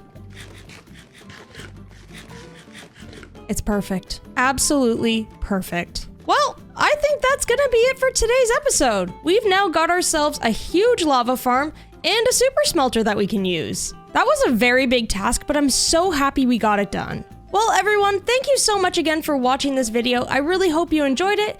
And with that, I'll see you in the next one. Bye! Hey everyone, and welcome back to the Chill Survival series. Today we're going to build a small library in our Cottagecore town so we can get a Silk Touch librarian. We have lots of building and adventuring to do today, so let's get started. You know, things have been very awesome since I've gotten this super smelter and lava farm. I mean, I've got a good supply of food going, I have so much fuel at my disposal. Like, seriously, I really didn't need to build this farm as big as I did, but hey, this is awesome. There's pretty much no chance of me running out. Plus, now I can smelt to my heart's content. It truly is a thing of beauty. Now, over the past while, I've been relying heavily on furnaces to smelt cobblestone back into stone. And as efficient as this new smelter is, I also rely heavily on stone brick in my builds. Gathering up a bunch of rubble to then smelt back into stone has an extra step involved in the whole process. And I don't know if you can tell, but recently I've been all about efficiency around here. Plus, collecting cobblestone isn't pleasant at all. I mean, I'm always getting pebbles in my shoes, and you know how annoying it is when you take off your boot and you're trying to find that rock that's in your shoe and it's stabbing your toe, and you think you've got it, but then you put the shoe back on again, and it's still in there. Yeah, I'm getting sick of that. So I'm thinking today's the day we get a Silk Touch pickaxe to solve all of those problems. Now, if we're gonna do that, that means we're gonna have to deal with these guys today. You all better be on your best behavior, okay? No shenanigans. That's what I thought. So if we need to get a librarian villager today, that means we need a spot for them. I'm really liking how this Cottagecore town is turning out, so I think I'd like to place the build somewhere around here. Now the next question is, what type of building would a Silk Touch librarian villager live in? I mean, we've already got ourselves a blacksmith, and these guys said they don't want any more roommates. Honestly, fair enough. And our buildings with the villagers over there are kind of getting full. The idea that I had in mind today for this guy was honestly just a small library. That way, if we end up getting a couple more villager librarians, they'll have a spot as well. Now, the age-old question, where do we put this thing? I mean, the amount of space that we have here is pretty expansive. It could pretty much go anywhere. I'm kind of thinking though, this area right here feels like a natural stopping point to the village. Now, if we terraform a little bit of this space to give ourselves just a bit more room, I feel like we could probably fit something nice here. Then this section of the village will be complete, and then we can just keep expanding this way. I think that's a pretty good plan. So with that spot in mind, that means our first step is terraforming. And boy, oh boy, do I have a lot of dirt that I can use. I moved the dirt, I placed the dirt. It's an endless cycle.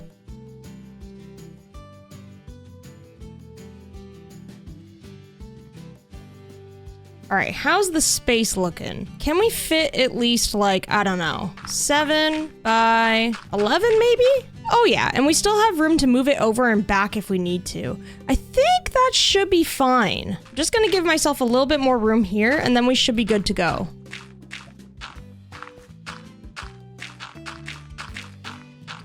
Yeah, I think that's perfect. I also left a really steep edge on the back here, because I figured this could be a really nice retaining wall for the city when we build it out a little bit more. With this spot all sorted, I think we can just figure out how we're gonna build this thing. Okay, what to build with, what to build with.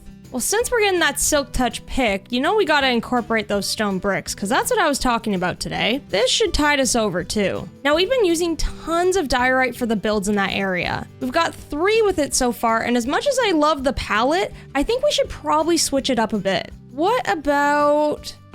Ooh, we could potentially use sandstone on the walls instead, because then it would still be a lighter wall, and that way we wouldn't be overdoing it with the diorite. So we've got the brick, the spruce, and the sandstone so far, which is honestly a winning combo. Now the roof is where I've really been switching things up for each build. And I kind of had an idea. We've got this roof with like blue-green tones over here. What if we brought some blue tones over in this corner, which would also complement the blacksmith roof really nicely. Now, the only problem is, the only other blue blocks I can think of are prismarine and warped wood. Now, there's pretty much no chance that I'm going to be taking on an ocean monument today. It's a lot of work, and quite frankly, I don't think we're quite prepared yet. So the other option is, I think you guessed it, we've got to go into the nether. I don't want to, but you know what? For warped wood, I will. Because it's actually a really nice block. I just don't use it much because I really hate it here. Well, thankfully I've left this trail of grass blocks so I know where I'm going. But it would have been nice if I made like a little bridge here so I can actually go over the soul sand because yeah, this is This is really painful. Classic drift move, honestly. Oh, no. No. I'm just gonna ignore my problems. Oh my gosh. It sounds like there's like 5 of them. Oh, this place is the worst. Okay. Just gotta take this sketchy bridge down this tunnel. And here we are. We got ourselves some warped wood. Well, now just to collect some and then get out of here.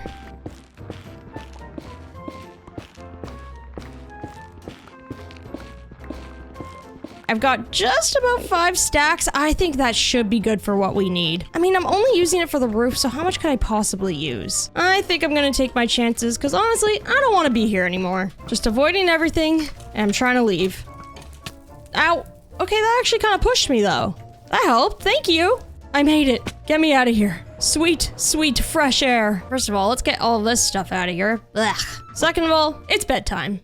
So with a restful sleep, I say it is time to go to Build Town. And yeah, I do indeed still have these chests from when I was building the lava farm, but don't worry, I cleared them out. I just hid them behind leaves when I was making my thumbnail though, because I was really lazy at the time. All right, let's make sure these are out of the way though. And nope, I completely forgot all of the resources that I'm gonna need to build. Let's go ahead and grab all of this stuff. A little bit of this, a little bit of that. If a chicken hatches, it can live here forever.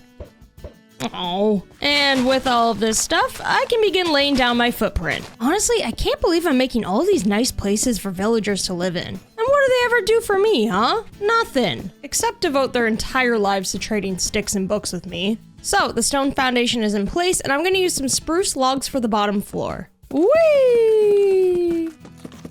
The first floor is in place, and I ended up moving it back 1 block just because it was a little bit too close to the other builds. Honestly, it's such a picky thing, but I actually think it made a bit of a difference. Now, for the second floor, that's where we're going to be incorporating all the sandstone. And I don't have much sand in my inventory. However, I have a massive sand pit next to me. I've never really known what to do with them. So maybe I should just kind of chip away at them and slowly over time take them down. I think that's a good solution.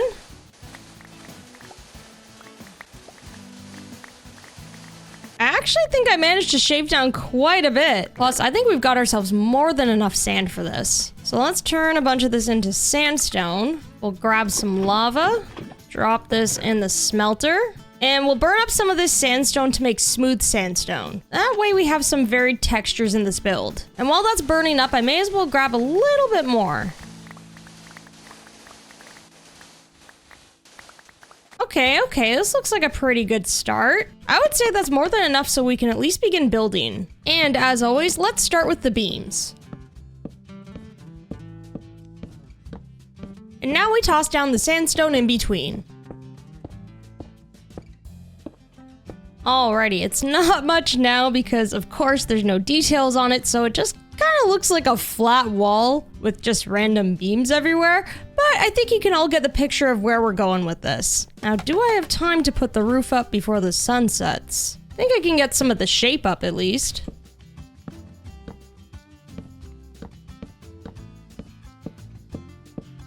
How's this thing looking with these builds? Ooh, yeah, this is coming along. So now that the frame's in place, I can finally begin filling it in with all of this warped wood. This better be worth it. I traveled all that way. I know it's gonna be really good. It's gonna look so cool. The villager who lives in here is gonna be like, I live in the house with the blue warped wood roof. So, and everyone's gonna be like, what? I'm so jealous. That one looks so cool. I pass by that on my way to work all the time. I can't believe you live in there. And the villager's gonna be like, I know. Isn't that wild? That's how it's gonna go down. For sure. Okay, it's coming along. That's looking good. I mean, disregard the absolute hot mess of the front of the build.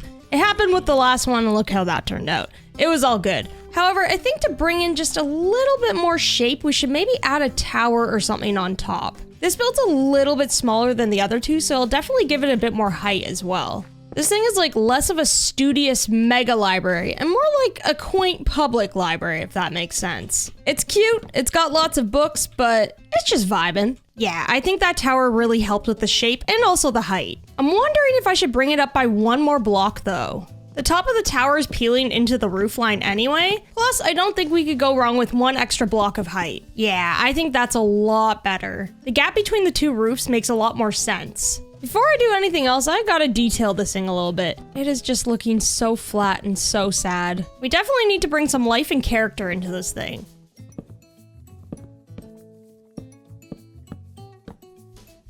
Ow. So there's only a 2-block gap between these two beams, which means I can do double windows, or I was kind of thinking, what if I went with asymmetrical windows? Hear me out. This just might work. More rain? Really? I checked my weather app this morning and it said it was going to be clear skies all day. Oh, wait, no.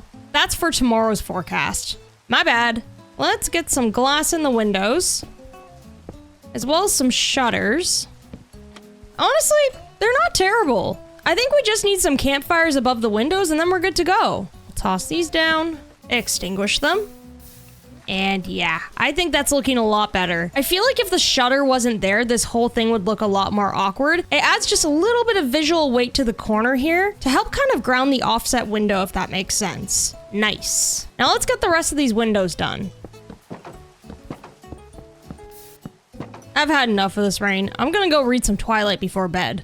Fresh new morning and a fresh new build. This is looking really good. So I varied all of the window styles just slightly. For the downstairs windows, I simply just did gates for the shutters. The bottom floor is such a smaller space. I kind of felt that if I had shutters like this, it would just be way too much going on underneath. So I kept it nice and simple. And then for the top floor, I did a combo of the second floor and the first floor with the gate shutters and then the campfire. And I think this is looking good. You know what I forgot? I forgot to put a fence post at the tippy top of the tower. Can't have that. That's sandstone. That's out of place, isn't it? Maybe deep slate? Whoop! Oh no. That was the worst landing I've ever done off scaffolding. I was trying to collect all the pieces and I didn't even get it. Anyway, yeah, I think deep slate's better. The sandstone was way too much contrast. Now let me go get those pieces that I was missing. So the exterior is all done, and I think this is looking real good. Now we gotta make this a cozy little spot so we can get some villagers in here. And yes, I said villagers, plural. I wanna make sure there's enough space in case we need some more librarian villagers, because honestly, we'll probably need a couple more. We still don't have things like feather falling, protection, all of that stuff, so we need to consider that. So if we're dealing with librarians, we are gonna need a lot of leather and a lot of paper to make some bookshelves. And look at that, that's no problem whatsoever because we've got our farm set up. And next let's pay a visit to our barn because I'm pretty sure I've been stashing away a lot of leather in here. There's some, and that's it? Really? I honestly would have thought that there would have been more. How did you get up there? What? Did you literally climb a ladder?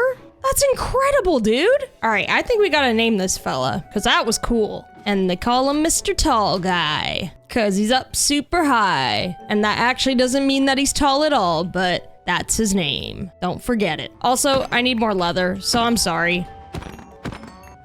Let's get ourselves some books. Oh, wait, I also completely forgot. I've got like 51 Twilight books in here. I could also decorate with those too. Look at that. So many surprises around every corner. You know, some type of flooring would probably be a wise idea. Just saying. Let's go with dark oak because, I don't know, it feels kind of studious, you know? Bottom floor is, a little bit cramped. No, not cramped. It's cozy, okay? It's cozy. I'm just hoping this thing has the proper height clearance for the villagers' big heads. All right, let's get some little spots set up for the villagers. Well, with that all done, it looks like it's move-in day for one lucky villager. Oh, well, after I lay down the rest of this track. And let's feed it directly into this one, and I think we should be good to go. Oh, villagers, it's your very best friend, Drift. I was wondering if any of you wanted to hang out, you know? Maybe go catch a bite or something? All you have to do is get in that cart. Just get into the cart. That's it. It's as easy as that. There's absolutely no strings attached. None. Come on. Yes, I got one. Okay, bye. I'll meet you there. Don't forget to tell them it's a table of 2 so we can get on the waiting list. I'm sorry. I lied. We weren't going to a restaurant. You're gonna be the best librarian there ever was. Well, I guess with that, now we roll. Off to a bad start, but that's okay. What are you looking at? What are you pretending to look at in that corner? There's nothing there. Stop it. Am I gonna have to take you out of the cart? I don't know if you can be trusted. Please don't move. Oh, I'm so sorry. Yeah, he's not going anywhere. Perfect. I'm trying not to put too much pressure on him by hovering, but he's also not even looking at the lectern. Do you even like reading? What's your deal? So I don't know what this dude's deal is. It's been taking him forever to latch onto the lectern. Like, there's a ridiculous... You've got to be kidding me. Now you're fine? Are you kidding me? Okay, well, forget what I said. This is working perfectly now. I swear before it was taking like a minute before he would latch onto each lectern. Well, this isn't a problem now. And on the bright side, we've got another villager set up for when we need him. But for now, Silk Touch.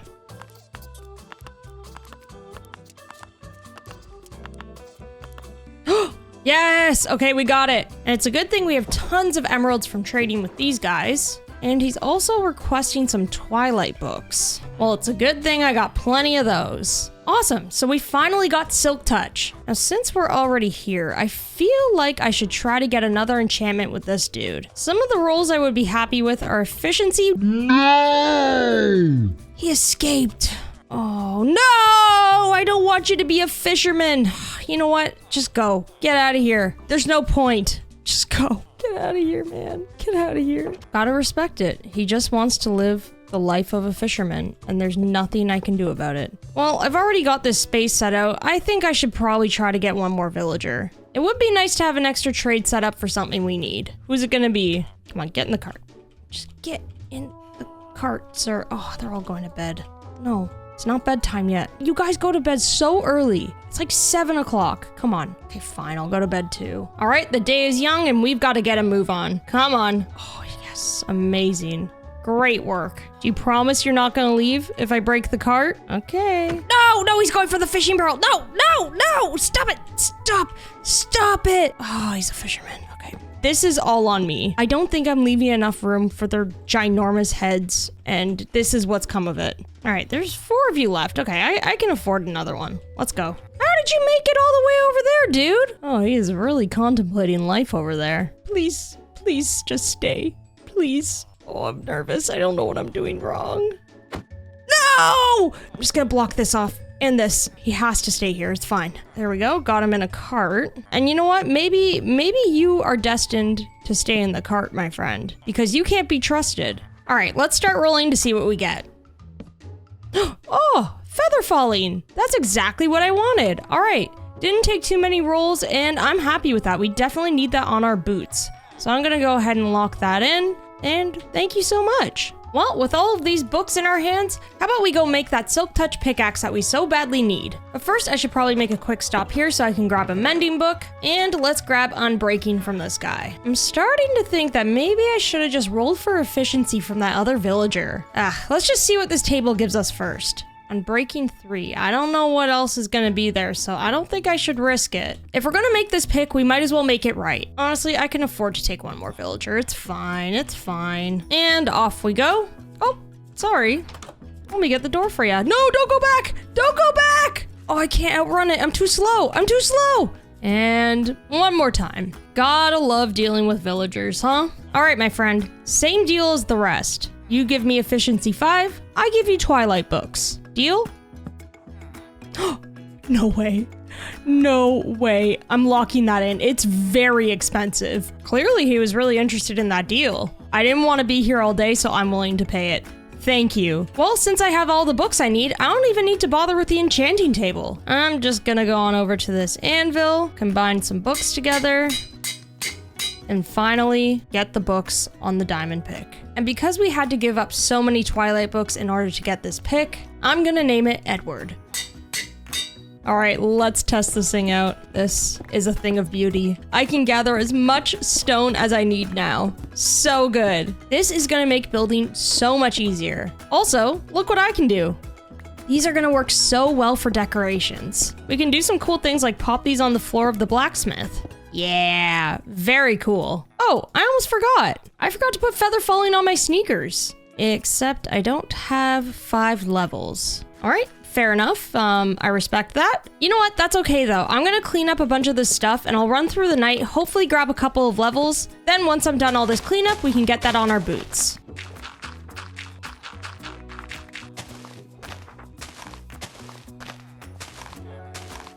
There we go. All the detailing's pretty much done.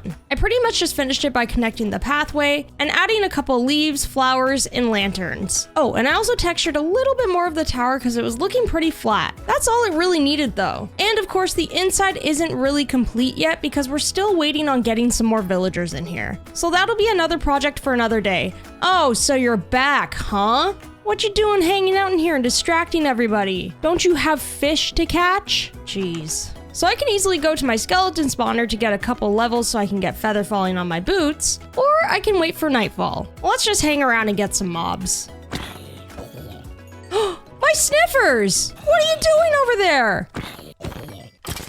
5 levels, let's go. All right, let's finally get feather falling on my sneakers. Oh. Yes! Look at me go! Should I test it out? Should I jump from a high up place to see if it works? Should we try it? Should we try it? All right, let's go. Ah! I mean, I think that hurt less than it normally does. So that's a good thing, right? In all seriousness though, feather falling's really gonna help us out. See? I'm barely taking damage. All right, so we've got ourselves a new Silk Touch pickaxe and a brand new enchantment on our little boots. I would say this was a really successful adventure. Plus, look at how this village is starting to take shape. It's looking really good. And the library ended up being a perfect complement to these builds. All right, everybody, with that all said and done, I think that's it for today's episode. I have a book club to attend with these villagers later this evening, so I should probably prepare for that. Bet you can't guess what we're reading. All right, everyone, thank you all so much for watching, and I'll see you in the next one. Bye!